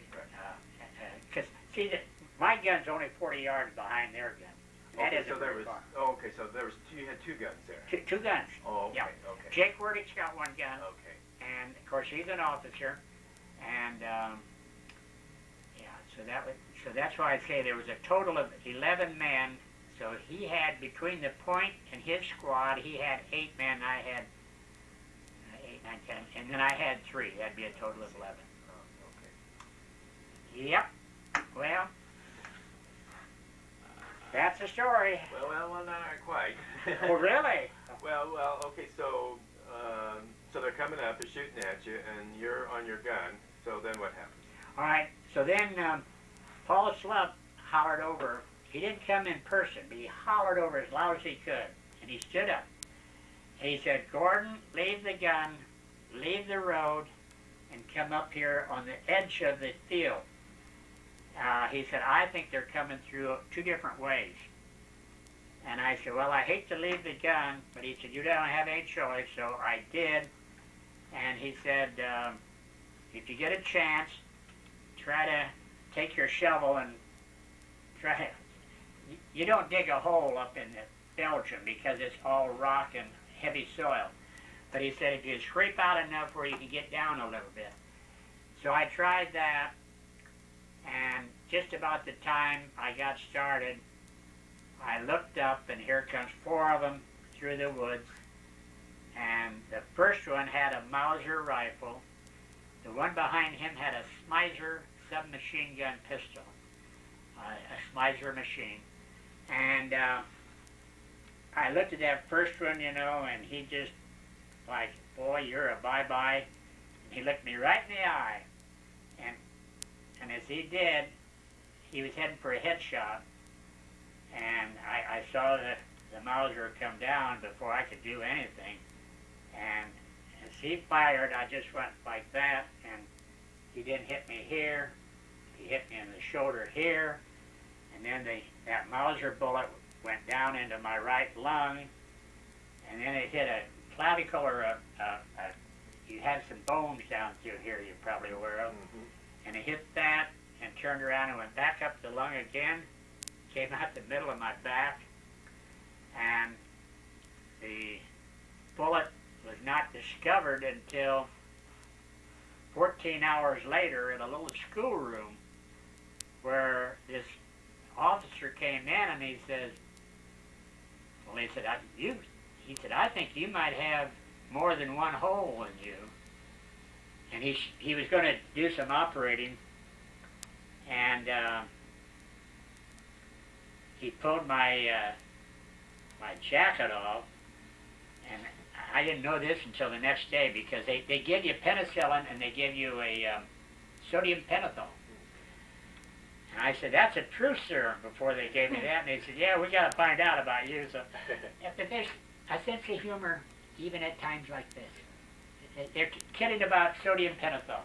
So anyway, the next day the officer came back and he checked my bandages, and on account of the bleeding. And he said, would you believe it, when I turned you over, the bullet fell out. But of course, what was holding it in was the jackets and the sweaters and stuff like that. So, but when they as soon as you got hit, you went down, I guess. Did you lose consciousness? No. I waited 3 seconds, and I went 1001, 1002, 1003, and I pushed my helmet up, and I just lurched straight ahead. And I literally flew through the air 10, 12 feet and grabbed my rifle back up again. And I knew exactly what I had. I knew I had a round of 8 rounds and I knew I always carried grenades up here and pockets of ammunition on my left and right hand side. So if I'm going left hand or right hand. And I picked that thing up, and the Germans couldn't believe it. They thought I was laying there dead. And I jumped up and I flipped the safety switch off, and I fired just as fast as I could. I thought, I don't care if I hit anybody, but I want to scare them. And because remember now, these guys, they circulate around behind the trees and stuff like that. And I fired 8 rounds. So that's your M1? Yeah, M1 now. Okay. Yeah, M1. And on M1, do you have to pull the trigger 8 times? You have to pull the trigger, but you don't have to load it. Yeah, okay. You do not load it every time. Boom, boom, boom, boom. Yeah, so it is automatic, but not like a BAR. Not like where you just hold it down. Yeah, not like a BAR. And so I fired the 8 rounds, and so then I hollered to Paul. I said, Paul, you got to help me. I said, look to your right. I said, I think out of the 4, I don't know if I hit anybody with those first 8 rounds or not, but Paul didn't holler back at me then, but he looked over to his right, and this guy had just gone up behind the trees like that, and as Paul looked over there, the guy was looking at me and towards Paul, and Paul fired first. Got him. And so he went down, and I said, but I think what fooled them is they couldn't believe that they thought I was dead, and here I'm up firing 12 rounds. Oh, so then I turned around and fired 4 more rounds. And I said, Paul, I said, I think I chased him to your right again. And he didn't answer me, but he was right there. And when the guy said to the right, in Germany, R-E-I-C-H is right. And I'm talking about R-I-G-H-T. And he comes around behind the tree, and as he did, why, that put him on Paul's side. Not on my side, on Paul's side. Paul fired again, got him, and he went down. And, of course, the sad part about that is this German said, hand a ho, bidda, bidda. And Paul said, I was so nervous by then. He said, my hands were shaking. He said, I thought my best buddy was dead. He said, I just went over there, and he said, he finished him off. All right, now, so out of the 4, we find no more shooting at us. And I said, I'm in bad shape. I got to get out of here. I want to try to find an aid station. And, of course, you want to remember now, I'm up on top of this hill there in Belgium. And I tried going down the road, and every time I stepped out on the road, where it came from, I don't know, but I'd pick up rifle fire. And occasionally a mortar would come in, but it had to be small. It wasn't a big concussion. So it'd be 60 I'd say probably a 60 millimeter. So anyway, I came back down and cut across the field, and I thought, I'll go down through the woods, and it's the heaviest wooded area I've ever laid eyes on. I was rolling, I was tumbling. I'd pick up and grab the rifle again, and it's equivalent to 800 yards from the top of the hill to the river. And I don't know if people even get into that area. I know there's a few cattle, but I don't know about people. But anyway, to make a long story short, I get down across the railroad track, and I come up the Salm River, and I thought, whether I drown or not, I got across the Salm River, and I kept waiting and waiting and waiting, and never even got over my boot top. The area I picked was covered with shale, and it was a very shallow part of the Salm River. Other areas are fast-moving and deep. And I got across the river, and it didn't look too good. I didn't even find anyone. And pretty soon an officer come out, and he said, "Are you deserting?" And I thought, oh boy, what a day. And I had this rifle, and I picked it up.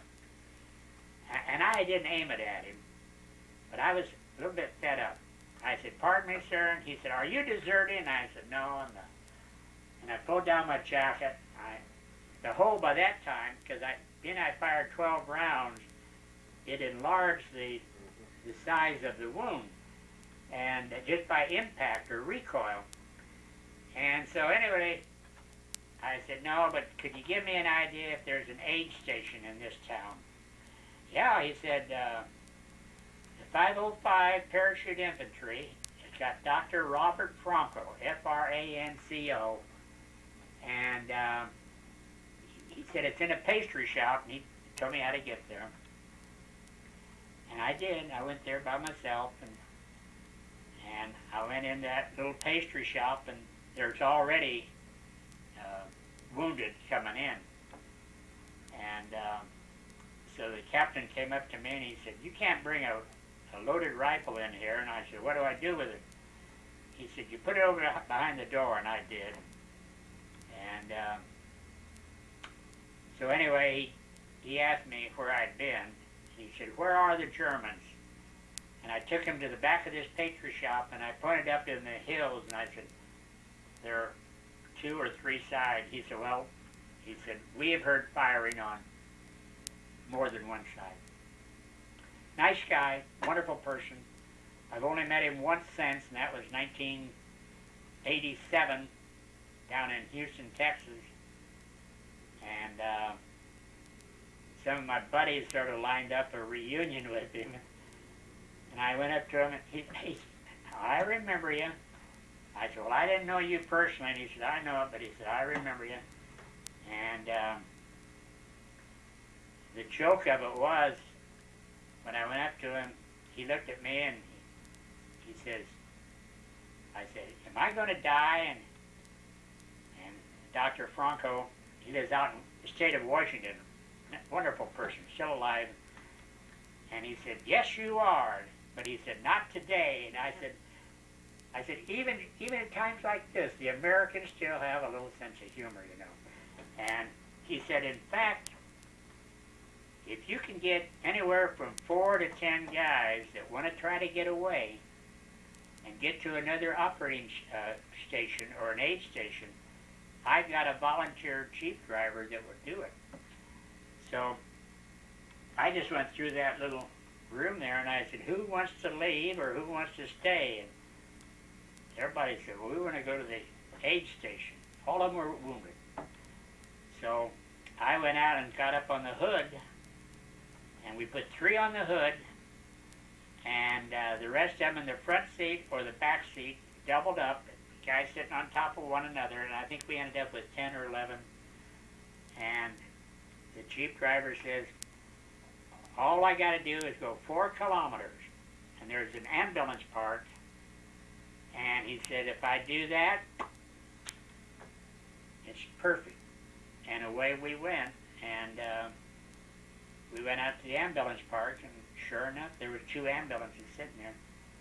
So the driver, and there was a driver and a medic, and he said, "No one can lay down. If you're that bad, you go on the jeep back to the aid station." He said, "You got to be sitting up and be able to take care of yourself." So I said, "No problem." And he looked at me, and he says, He said, no problem. He looked at the hole in me. He says, all they did was put a little bandage on there. And he said, well, you got a pretty good hit. And I said, yes, I have. So anyway, we filled up that Jeep, and that kid went out of there just as fast as he could. And he said, once I make the turn, he said, they can't hit me. Even if they're up in the hills, they can't hit me. Because he said, I got a little black dark spot there. And he said, I get away to the ambulance park and pulled in there, and 11 of us got on that ambulance and took off. So it was just about 14 hours from the time I was wounded till the time the first complete medical officer started to operate on me. And he told me, he said, I'm not going to perform surgery, but he said, I'm going to see to it that you at least have the wound cleaned out and the bandages on. And penicillin. Penicillin was new in 1944 even. And he said, I want to give you penicillin and the sodium pentothal, and he did it. So you must not have had too much internal bleeding then. Huh? Not in. I don't. That's what I told him. I said, like I said, if it went down through the lung, I don't know. In other words, it obviously didn't hit a major artery or vein. No, that's right. Like that. That was the whole thing, because he asked me if I had expelled any blood from spitting up or anything. I said, no, I haven't. And he said, well, he said, I can almost tell the route. And he says, when it went in here, it went down this way into the lung.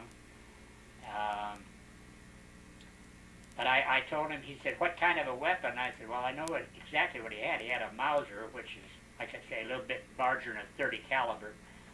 And but you're right, I don't think there was any internal bleeding to extent. Were you in much pain during those 14 hours or whatever? The only reason I ever brought that up is because I felt more sorry for the other people. And like I told the nurse, she said, now, when you want something, you tell me about it. You don't do it on your own. And I said, okay. This is a schoolhouse, a little schoolhouse. They brought in an overhead light and put on. They brought in a gurney and an operating table. And the bathroom was outdoors and no lights. And I had gone close to 10 hours without going to the bathroom. So when I came to from this sodium pentothal and all, and the minor operations to try to get me set, I just got up and walked out to the bathroom.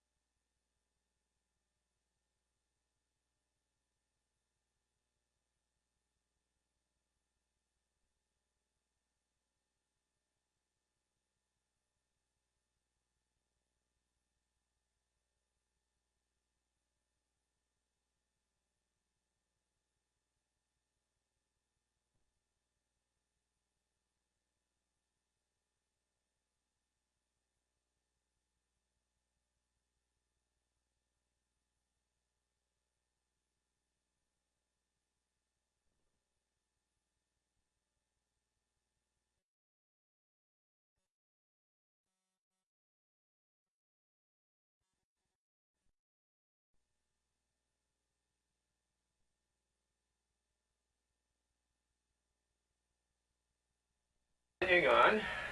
Well,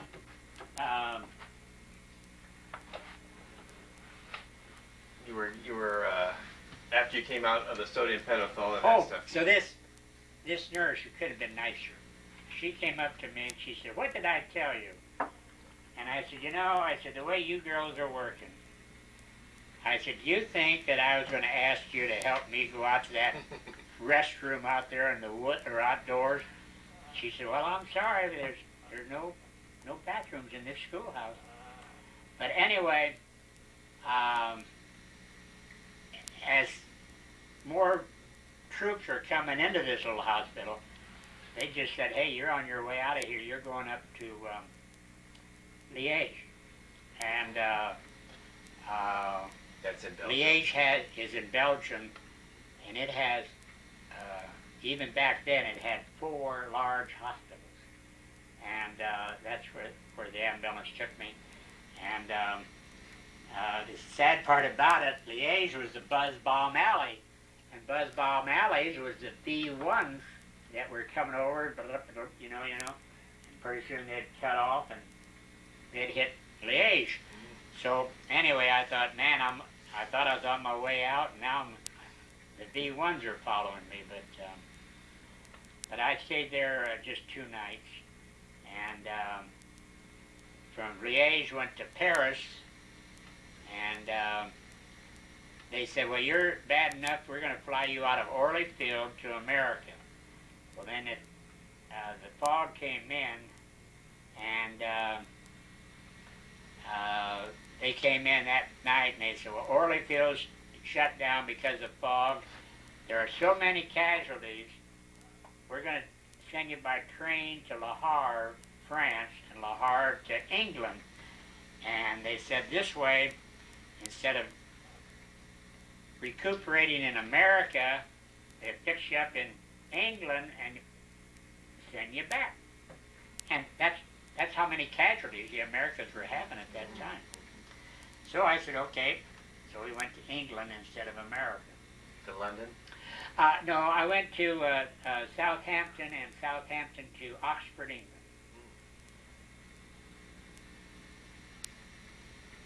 I got there New Year's Eve. Oh. How long were you there? 3.5 months. Yeah. They kept me there 3.5 months. They had 3 operations on me, and each time they came in, the officer would come in and say, "Hey, you're doing just great." I said, "Thank you." Yeah. What did they do? What were the operations? I don't know. They went in both sides though, and the final one was when they make the incision and they make a closure, and they make the incision and I have a closure, and then they put the cross stitches across and sort of close up the wound. But you don't want to do it too fast because you get infections in there. Have you had any lasting effects from? A little bronchial type, and I don't know if it's.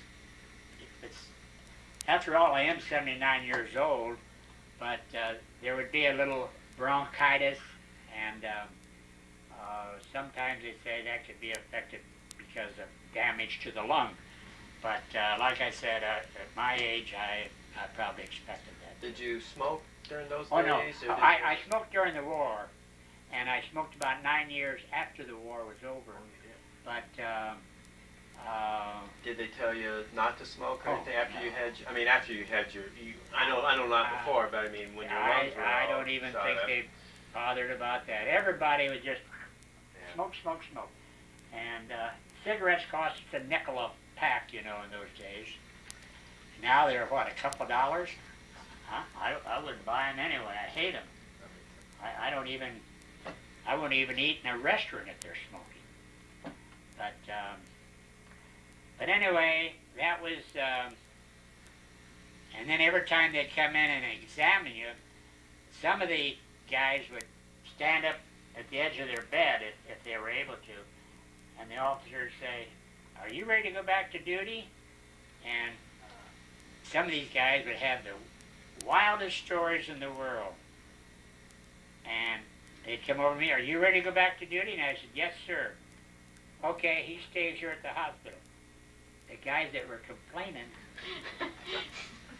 I told him, I said, I didn't know what they were talking about. It's the old catch-22. I said, all I said was, I go back to my outfit. I don't go to another outfit. And even General Eisenhower had come out with a letter stating that if you'd been wounded and you requested to go return to your original outfit, they had to do it. That they just couldn't send you to a mess kit repair battalion or something like that and start you all over again. So finally, they came in and they said, you want to go to London? And I said, I've always wanted to go to London. They said, all right, we're going to give you 5 days.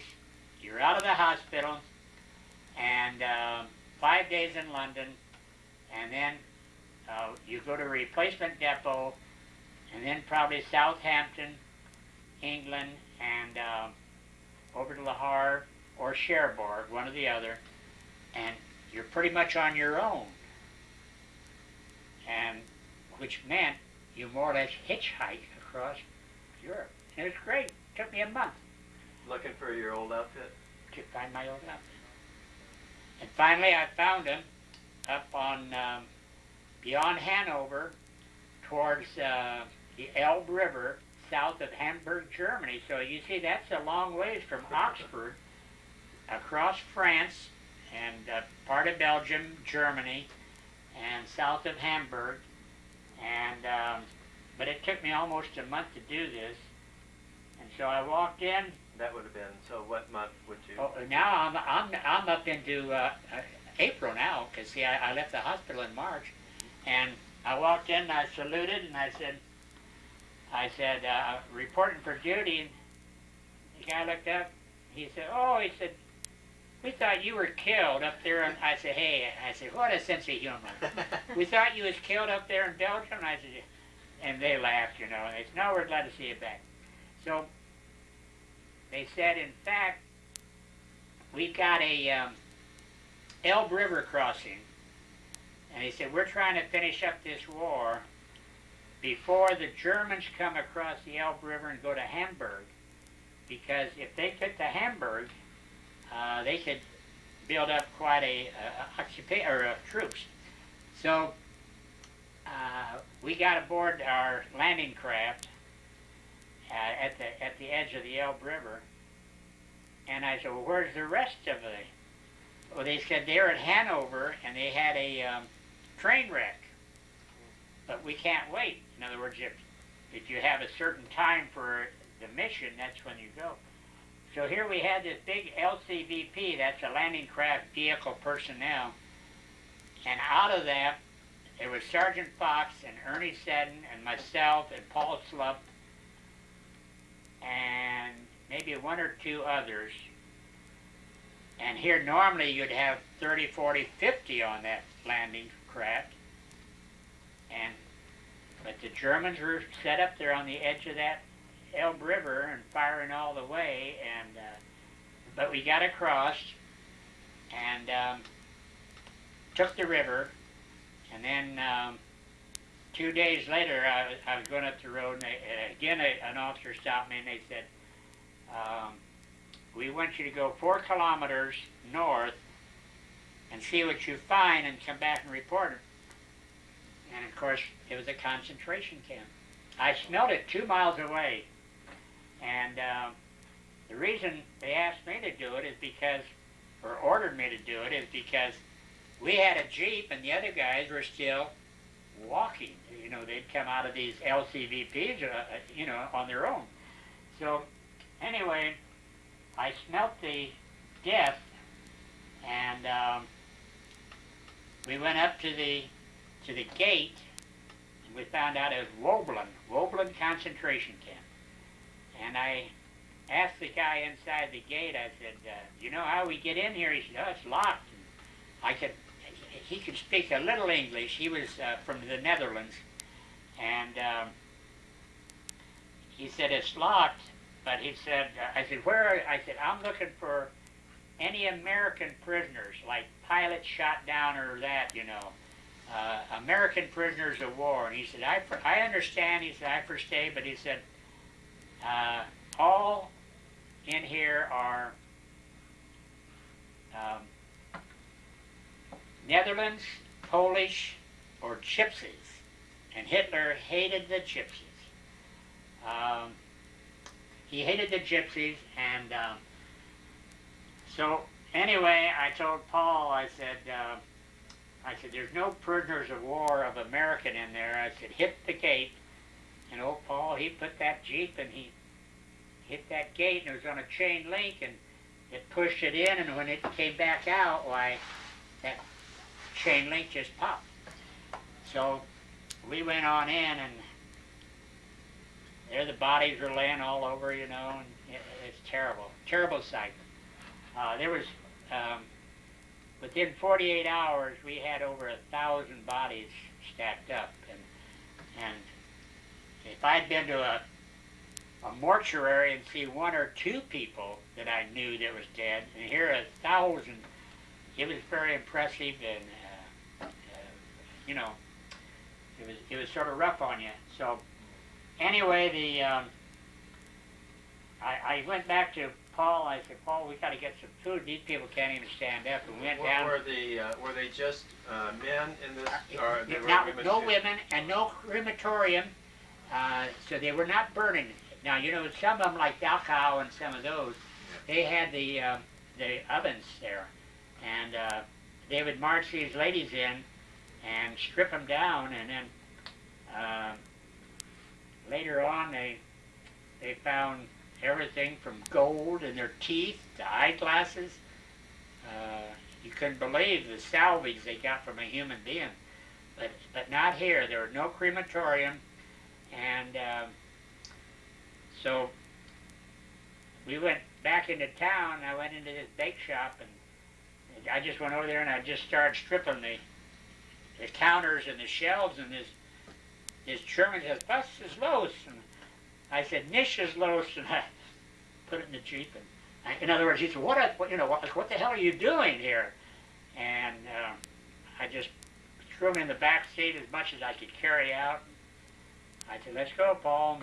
We went back, and I said, "I'm no doctor," and I said, "I'm no medical person," but I said, "Bread only, no meat, no nothing." And we laid those rolls out and that stuff, you know.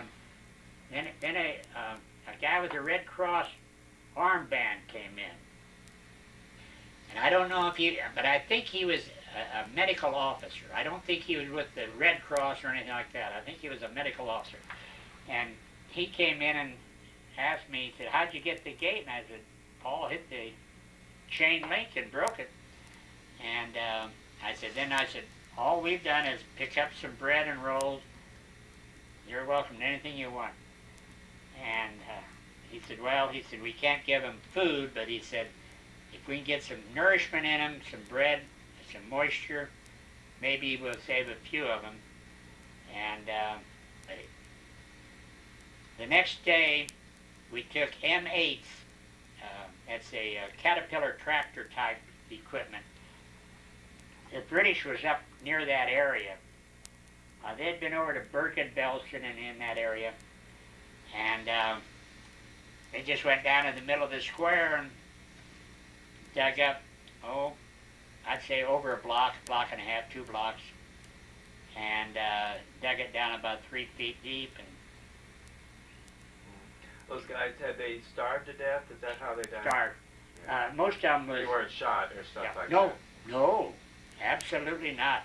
I don't think I found one with bullet wounds.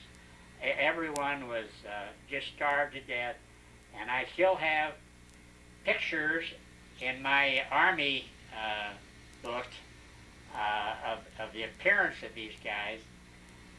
And that second day, I went into what we call the barracks or the dormitory, and it was cattle live better, and the bodies were stacked on the floor clear to the ceiling.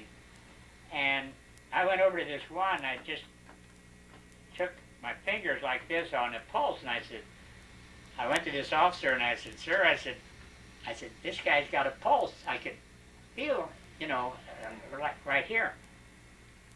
He said he won't have it if you, and he was right. They knew when they put him there that he was gone.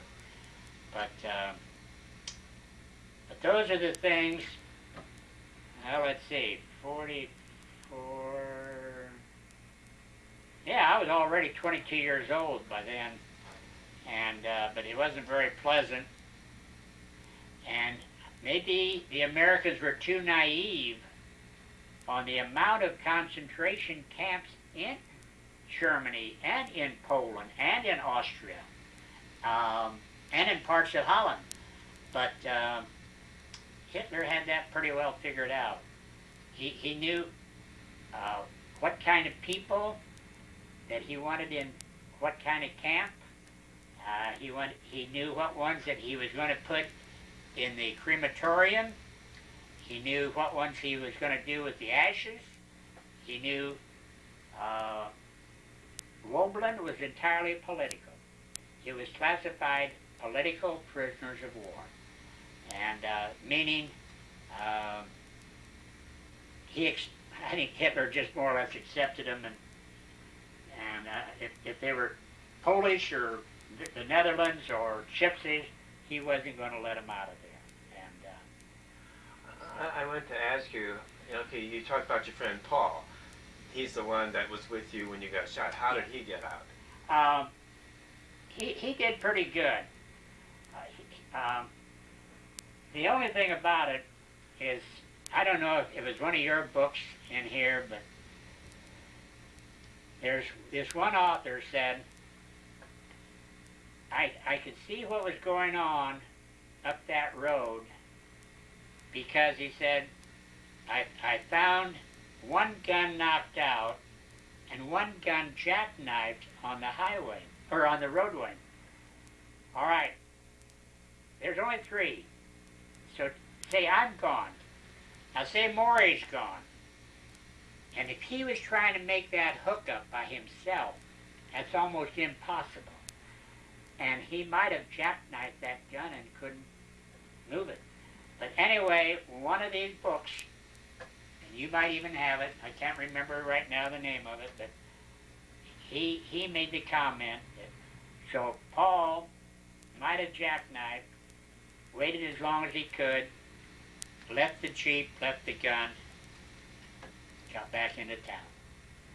Because although he wasn't captured, and like I say, I mean, you saw him afterward. When you went back to your outfit, was Paul there? Oh yeah. Okay. I mean, did he tell you how he got away or something? No. It wasn't until after the war was over. We went back down to Reims again, and the war was over. And I said, Paul, I said, I owe you a treat for the day you helped save me. And I said, let's go to Reims tonight. And I go into Mum's. Mum's is one of the largest champagne manufacturers in Reims, France. And I go into Mum's, and the waiter or garçon comes right over, and he said, please, what? I said, I bottle of champagne. And I told him that this is a treat for Paul Schlupp, and he understood part of it. And he puts that cork, as far as I knew, it was perfect. No, not good enough for you. And went back and flipped another one, and went, and it had a louder sound, like the power in there, and he poured that. It was amazing. And I spent over $10 that night. And so then he brought over the second bottle of champagne, and but it was worth it. And so I did, and Paul did. He that's what the night he filled me in about telling how he got some of these. He said that he was so upset he thought I was dead, and he said he literally saw me in air when I took that hit from that bullet. He said I literally was flying in the air because it, just takes you like this, you know. So I said, well. And when when they shot you, did you have your gun in your hand? No, that's the bad part about it. They'd hollered over. They said, scratch out that rough topsoil.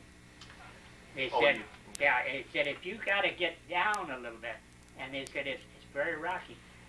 So then it's when I looked up, and I was just, well, I've been practicing on my feet with these little shovels are only about this big. So you had put your gun down, just shoveling out when they got you, and so that's why you had to when dive I through your gun. looked up and saw that guy had his eyeballs right on me, and how far away were those?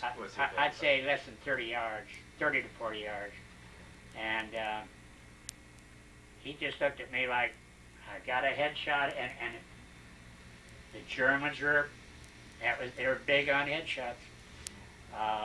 They like to get you up here, and like I said, when I raised that shoulder as fast as I could, I know I'm not faster than a speeding bullet, but I got it just that second before he squeezed the trigger, and instead of him hitting me there, he takes that little skinny elbow, and then they came right in there. But how do you know how many of the 11 of you guys made it back? Oh yeah, 4. Just 4, yeah. In other words, that's 63% casualties.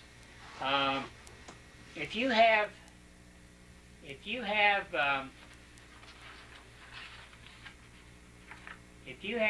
11 people, oh, here it is. If you have Gordon Schmidl killed, Harry Robinson killed, Lieutenant Jake Wordy killed, Corporal Stokes Taylor killed, J.B. Graham wounded in action, Richard Scott wounded in action, Gordon Walberg wounded in action. You've got 1, 2, 3, 4 that was not wounded or killed. That's 7 out of 11, or 63% casualties. Yeah, that was really cool. Yeah, so that was the sad part about it. But when we found out, if Colonel Piper had got up that road and taken that hill and that town. That's the German commander. Yeah, he was a German 1st Panzer Division. Right. And he had a Panzer Division of 10,000 men and 2 engineer battalions. He had 22 tanks. And here, 11 little kids up there on that hill. It was hard to believe. And so what was the outcome then? The outcome is that Colonel Piper never took the town. The outcome is that it wasn't over yet.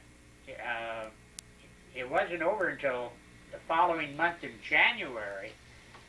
In fact, January 5th was one of the toughest battles, not at Trois Ponts, up the road, near Rockenval. Rockenval was probably as bad. And but the thing about it is that each day Piper and his Panzer divisions are less and less, and they're retreating rather than advancing. So that was the whole secret of that. It was just, you guys just had to give our guys more time, just to. Because that was, you just, Patton, General Patton, he's involved in this thing now, and he told Eisenhower, he says, I can turn around and be there in 4 days. And either General Eisenhower said, well, why don't you tell me the truth? And he said, all right, I'll be there 4th or 5th day, and he was. Now imagine, that's turning a division around and coming back, and of course he was directed then to Bastogne. And so troops of his division and the 3rd Army, how can I remember all this stuff? You know what I mean? I'm not blowing smoke, but this is what happened, and when they got into Bastogne, no way did the Germans get in then, because when you get to that crossroad and you go into the town, then you build up enough armored strength that the Germans cannot attack or take the town, and that's what happened. Now, okay, you're up on the Elbe now. Now, are you pretty close to the Russians? Because I remember there's a link up with the... All right.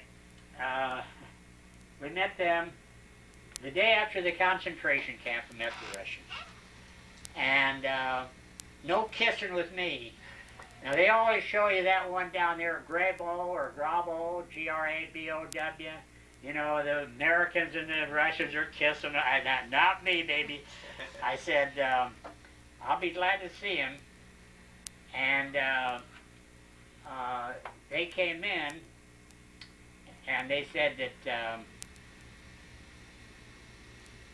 but the day before we captured, now I know you're going to say, hey, you're making this up. We had over 170,000 Germans surrender. 170,000. But you know why they surrendered to us? Yeah, they didn't want to get captured They by the hated those Russians. And the Russians, between the raping in these towns of the women and the killing of the civilians and soldiers, there was no way that these Germans wanted to surrender to them.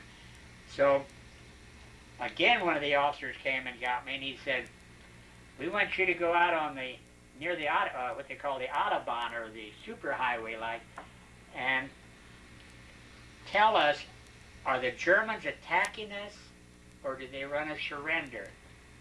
I said, how many? And he said, I mean a lot. And he said, 8, 10, 12 divisions. I said, then you're over 100,000 men. And he said, that's our estimate. So again, we get in the Jeep, drive out. I couldn't believe it. They were coming down the center of the road, and they had horses from the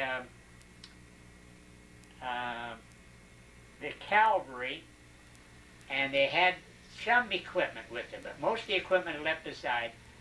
And so when we pulled them over, I told them, I said, pistols here, bayonets here, daggers here, rifles here, Smiser submachine pistols here. And that was the only time I took a pistol and kept it. I took a Radom, R-A-D-O-M. They're made in Poland. And otherwise, I had no interest whatsoever on souvenirs. Today, I have every interest on souvenirs. But then, I had nothing, but I wanted to get out of there and go home. So, I hate to say this, but I sold it for $500 here last year. My boy, he said, Dad, you're almost 80. I don't want it. And my daughter said, I'm scared to death of them. And she said it would be left there in the house. So this guy, Eric Good, came by, and he said, Gordon, he said, I've been after that for over 1.5 years. And I said, there it is, whatever you want. He said, I got $500 on me. I said, take it. And, but it was nice. It was in good shape. And, of course, I had the certificate stating that I was the legal owner of it. It had been picked up during World War II at the surrender of the German troops to the Americans. It wasn't something stolen or anything like that. It had a, and I gave him the affidavit with it for proof. But, so anyway, that's your answer on the German soldiers, and they didn't have much food. And one night, I was, I had a sort of a house that I was staying in, and I don't know, I'm usually pretty alert, and I was standing there, I think I was going to fry an egg for a meal or something. The guy taps me on the shoulder, and I thought it was one of my guys. I turned around and here, a German soldier, And he said, 4 and 60, however they say that. He was 64 years old. Oh. Now imagine, out, still in uniform, 64 years old. And I said, well, you're pretty old. He said, well, he said, they're taking the young and the old, trying to, and I said, and when they went up against the Russians, man, they were killing them right and left. And so anyway, I gave him what I had, but I said, you can't stay here, you got to go back to where you were. But I said, I'll let you have a little bit of rations. I said, I didn't have any too much anyway. But I remember that night very well. He walks in, here's a German come in and tap you on the shoulder, you know. Just how many's the Essen? In other words, I got to eat, you know. Essen is to eat, you know. And, but those are the things that, hell, I haven't even remembered some of these stories until I sat down here with you guys. So how long were you there on the Elbe then? How much longer than that? We waited until General Gavin sent out a letter, and he said, do not take any more chances. He said, I believe the war will be over May 7th. And so our officers pulled us back. And they pulled us 1 mile back. And they went to the, there was a few British in the area, not a whole lot, but they told them the same thing. They said, we're pulling 1 mile back. And the next day, a letter came out from General Eisenhower saying that most of the combat had stopped on the 7th, but we wish to advise Germany and the British and the Americans, so they called it May 8th. So that would be the following day. And that's what we did. We just pulled back and left about a 2 mile gap. So we did not get involved with the Russians and start, and I don't know, it was hard to involve yourself with the Russians. Some of them were very outgoing, some were, they could just keep on going and going.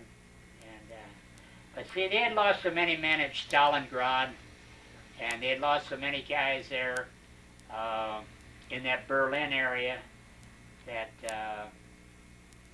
they were still pretty mad. After all, in Stalingrad alone, what, maybe 1 million? Huh? Could have been. Could have been 1 million casualties. And so they were still mad. And I didn't go into Berlin until August. So now it's May 8th, and I didn't get to Berlin until August. May, June, July, that'd be 2.5, 3 months later. And they said that the Russians had come in there, and the women, any woman out on the streets was fair trade. And it was terrible, the abuse that they put them through. So when we got there, we took one section of town, the British took one section of town, and the Russians were on the east end, you know. But I was still able to go down to, what do you call that? Was that the Hindenburg Gate or the pass? Huh? Brandenburg. Brandenburg, you're right. Brandenburg Gate, and then went out to where Jesse Owens ran, and Glenn Cunningham and some of those guys did during the Olympics in 1936. We had football games out there. They formed division football teams, and it was interesting. And then I would work on patrols and guard duty and stuff like that. But otherwise, the war was over. The war was over, and they had already told us, at first they told us we were going to go home for a month, more training, and end up at Honshu, which is the island of Japan. Well, then the atom bomb came, and that changed all that. So when did you get back to the States then? I got back to the States. This was August, and I got discharged December 23. Did you come back on a troop ship? Liberty troop ship, and if you've ever seen a Liberty ship, they're just like this. The bow of the ship comes up, the stern is out of the water, and it took me over 14 days to go from Le Havre to Port of New York, in New York. And but we were glad it was over with, but there was a lot of seasickness on that ship, and it didn't make it very pleasant, but it's about 14 days by Liberty ship. And when were you discharged then? So then I went from there to Camp Grant, Rockford, Illinois, and they asked us some questions, if we'd ever been wounded, and I said yes, and they said, well, we aren't going to do anything about it now, and I said, that's okay. So they said, if you don't think that's fair, you can ignore your discharge, and we'll go through medical, and I went out, and so I was out the next day, and I think I still had $335 coming. They paid me off. I got on a bus, went down to Mendota, Illinois, called the Zephyr at Mendota, and went home, and that was it. And that when you got back to Galesburg, when was that? That'd be about December 23rd, 1945. So I only served 3 years. There were guys that served much more than I. The fact that I was wounded, well, I was out of service, you know what I mean, I was away from combat and things for over 3.5 months then.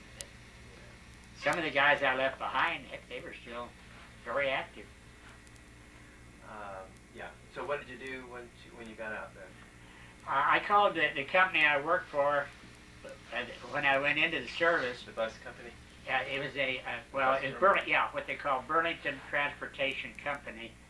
And the guy said, you've got a job. And I said, you're not kidding? He said, no. They said, we are honoring every veteran that went in. And there wasn't these rules and regulations back then. And they said, the only thing about it is you have to report within 2 weeks. Meaning you can't just ignore. And so within the 2 weeks, I told my folks I was sorry I was leaving so soon, but I just felt I had to have a job, and I didn't want to have any financial hardship on my parents staying there, eating there, you know what I mean. So within less than 2 weeks, I was back on my job. And this was near Chicago or back in Milwaukee? 40 miles from Chicago. That was, what town was it? Aurora. A-U-R. Yeah. A-U-R-O-A. I know, Aurora. I got one in Indiana. I have relatives. So doing the same thing pretty much that you had pretty before? much. And how long did you work there? the only thing about it, people ask more about these war stories today than they did then. I'd run into people that I admit there was no correspondence in those days, but I've run into people, and I'd been gone over 3 years. They'd come up to me like it'd been yesterday. The conversation would just take over, but most of these people were older. They were not military people. And some would say, well, we're glad to see you back, but it wasn't like this. Yeah. Well, yeah. I think, I don't know, I assume that part of it is that you've been living, they've been living with you guys going and coming and all this kind of stuff. Yeah. I do too. And I never made any alibis or anything like that. I didn't get married until 1948. And then we were married 53 years to the same lady. And okay, tell me, where did you meet her? And what was the her day I came home, I sent a telegram to my sister, Bernice, who was a registered nurse, and I said, I expect to be home about the 23rd of December. And she called this girl up, and she said, are you engaged now? And she said, oh no, I'm still going to Knox College, but I'm not engaged, or I'm not going steady. She said, would you like to have a date with my brother? And he's coming home from the war. Oh yes, that'd be nice. That was it. Good looker. You ought to see. Best looking gal you ever laid eyes on. And like 53 years later, when she passed away, the minister has a wonderful sense of humor, and he said, well, he said, we all know how Gordon and Shirley felt towards one another, and Shirley had to listen to his war stories for 53 years, and they just loved it, you know. And it wasn't making fun of anybody. It was just humor, and humor and rapport, and what was her maiden name? Larsen. That's on the Danish side, see? And she was from Galesburg? Yeah, from Galesburg. And was she working or something when you met her? No, going to Knox College, and she did make the comment. She said that she didn't want to get married before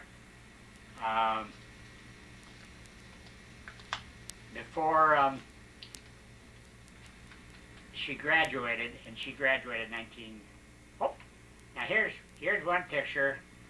This is a picture of 1945. Oh, yeah. And yeah, that was 1945. That picture was taken. It's really pretty. And always had a great smile.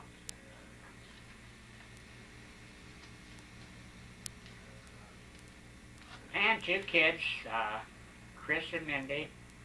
So your children, Chris and Mindy. Yeah, Chris and Mindy. And what do they do now? Chris is a rehabilitation of old houses up in Chicago. Oh, yeah. And this is my daughter. She's a school teacher of 23 years. But where does Mindy live? She still has a home in Galesburg, and it's a lovely, lovely home. And do you have any grandchildren? no, no, that is a surprise too. Yeah, because I was always a sort of a family man, you know, and so the children are not married? The guy she goes with is, I think, a pretty nice guy, but they've never, you know, he's been married before, but... So how long did you work for the transit company then?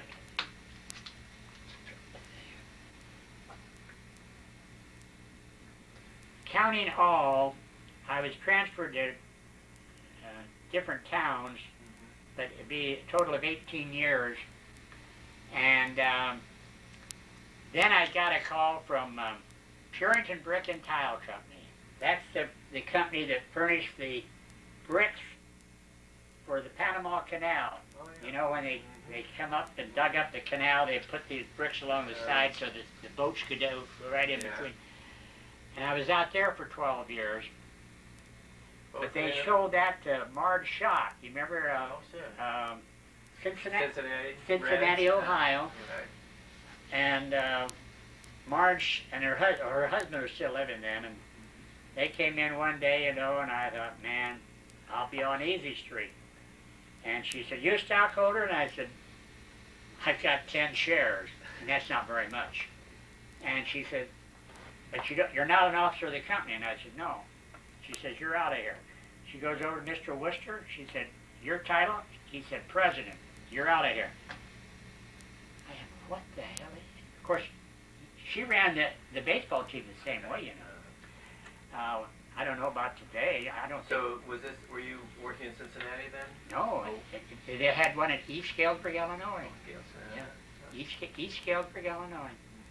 And now she still owns it. All these years have gone by and she still owns it, but there's a big fence around the entrance. It's not even functional. But like I said, I didn't know her personally, but I've heard a lot of stories since, you know, and of course her husband made a lot of money in the automobile dealerships, and then Marge wanted to get more and more into that baseball team, and it's an interesting story. But so what did you do after that then?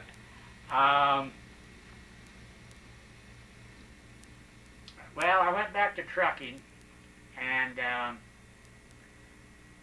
then, let's see, who was that? Was that Ronald Reagan? Came in on the deregulation. Remember the deregulation?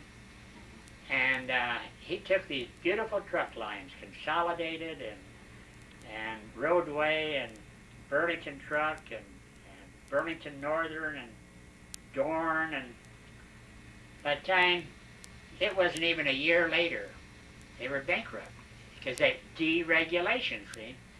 And these other companies would come in as the independent, and they said, oh, we're going to do it cheaper than you, and they'd get your, and it just went from one thing. Ronald Reagan said, yeah, we deregulated, but now a lot of those guys got jobs maybe now, but back then it was just one truck line after another went bankrupt. And I had one call me from Burlington, no, let's see, from Briggs and Commercial Lovelace, and they said, we don't know what we're going to do. They said, last year we had a profit of $5 million, and $5 billion in those days was a lot of money. And a year later, they didn't have any profit, it was all lost. And so the Election Commission of Galesburg called me, and they said that the lady is retiring, and they're taking reviews of people and as to who wants the job, and they had, I think, 12 resumes come in. So I sent a resume in.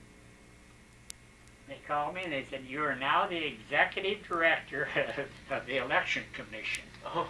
Now, what that is you register voters. That's it. You register voters and you run the elections and try to do it without a big problem. But, not like they had down in Florida, huh? Right. Exactly right.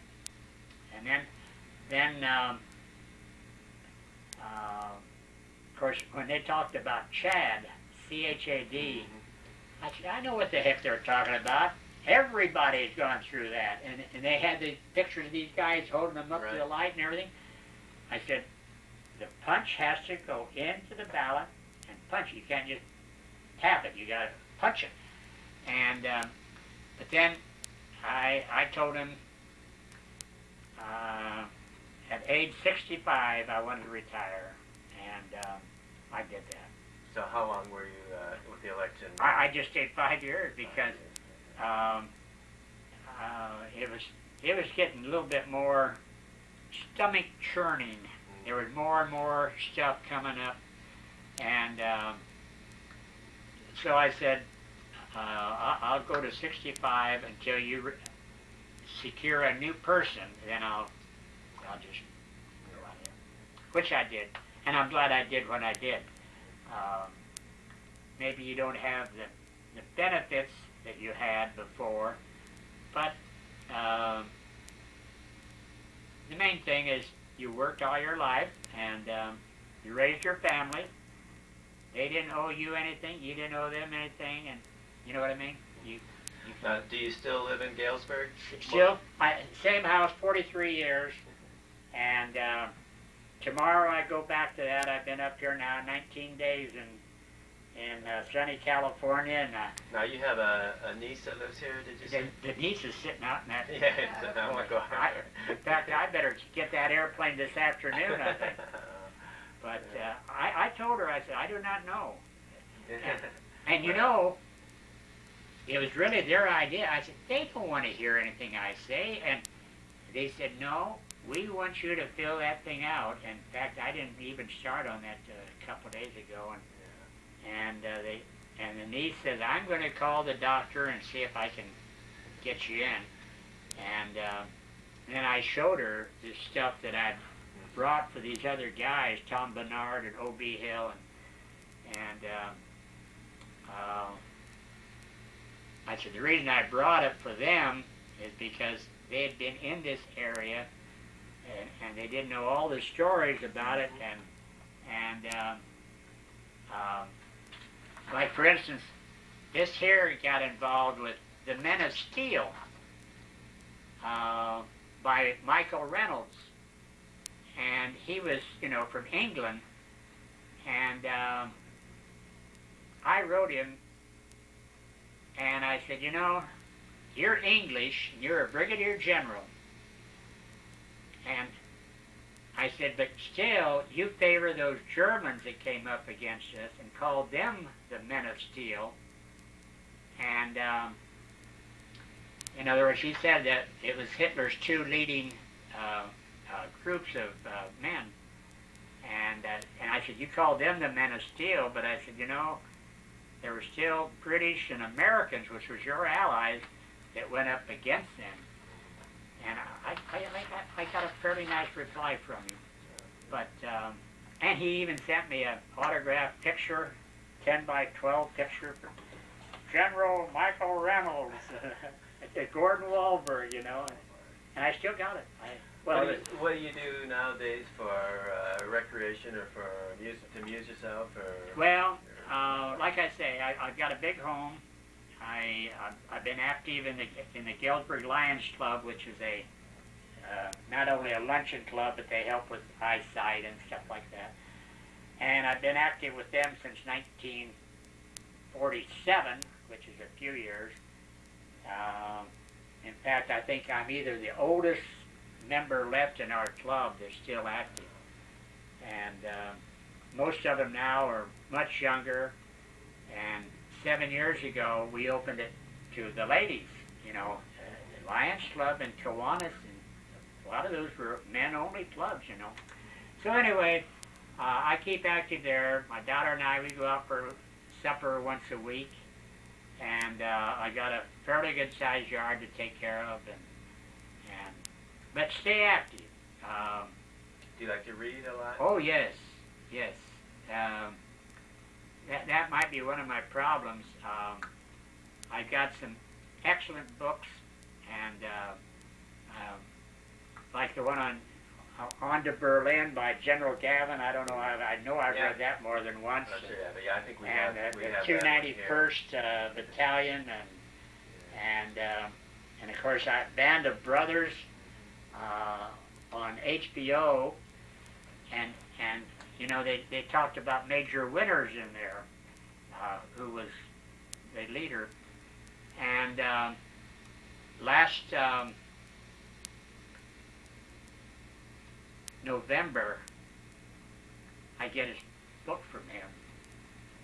And it says, Dear Gordon, be sure you watch The Battle of the Bulge at Bastogne and the Snow. Sincerely, Major Winters.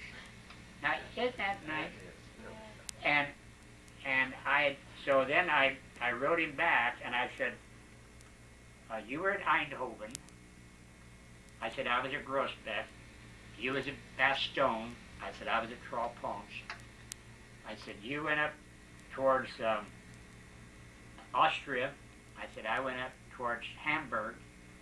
And I said, our paths crossed so many, many times. And so anyway, I called this one guy, and out in, let's see, Major Winters, man from Hershey, Pennsylvania. He's 84 years old now. And, but I told him, I said, I just enjoyed it. I said, I'm 79. I said, I'm a little younger than you, but I said, I never did anywhere near the amount that you did.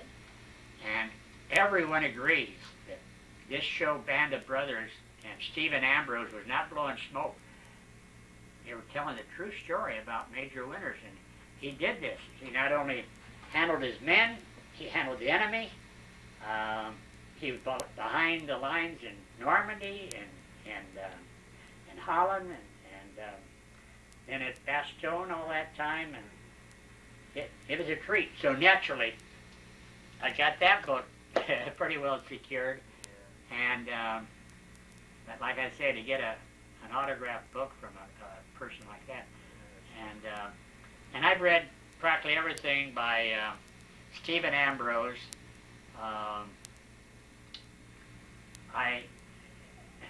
Although he didn't answer personally, I think there was an acknowledgement came back, but he'd asked about something, and I sent him a small article that tied in.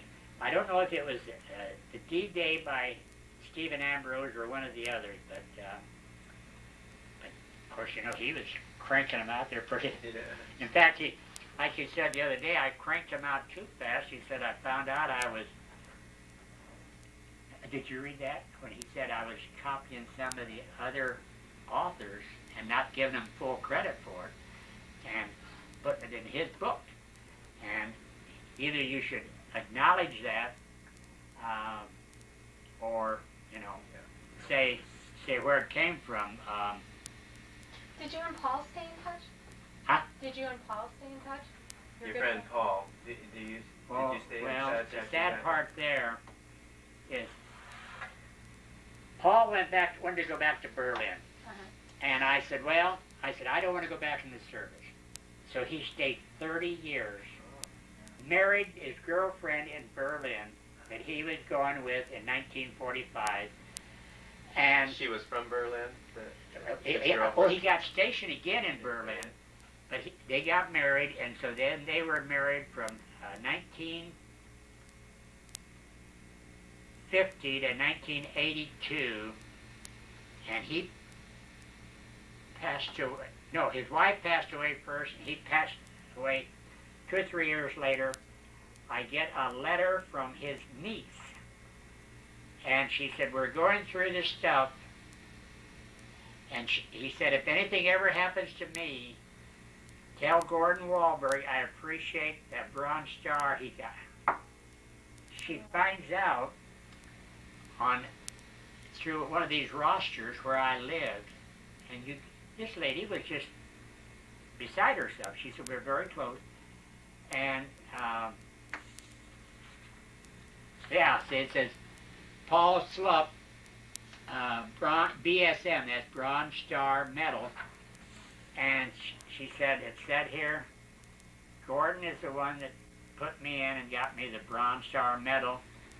And she said, we found this before the funeral, and we put it on his... See what I mean? Yeah. But I said, the only thing I'm sorry about is that I said, I only had a couple letters before he died. And he explained why. He said, 30-some years, he said, I was in the military. And he said, I'm loaded. He said, I got retirement money, I got investment money. He said, my wife worked. And he said, but then illness came in too. And so it's the old story that our paths didn't cross quite as much as I would have liked to have him, but he was overseas, and he chose on purpose overseas assignments. And I think that was to appease his wife, because like she'd said, you know, I was born and raised in the Berlin area, and see, that's 82 to 2. Oh, yeah, he's been dead almost 20 years now. So, Mary, did you have anything else you wanted to say? No. Well, I tell you, I hope I haven't bored you. You've not. Paul, thank you so much. Thank you. Really And I gotta have one little picture of you two guys together. Oh, my God. Well, we just do the interview. Yeah, well, that's nice. All right. 2, 3. And I tell you, if you'd see the pictures I have of Donald Duck, Mickey Mouse, and can you believe that? Mickey and I, by ourselves with our arm around each other, And Minnie comes up, and you know, they don't talk too much there at Disneyland. And she's sort of like, what about me? And I go over there, and the guy comes over, and he grabs my camera, and he says, and here, Minnie Mouse and I. Not too many with Minnie Mouse. Hey, listen.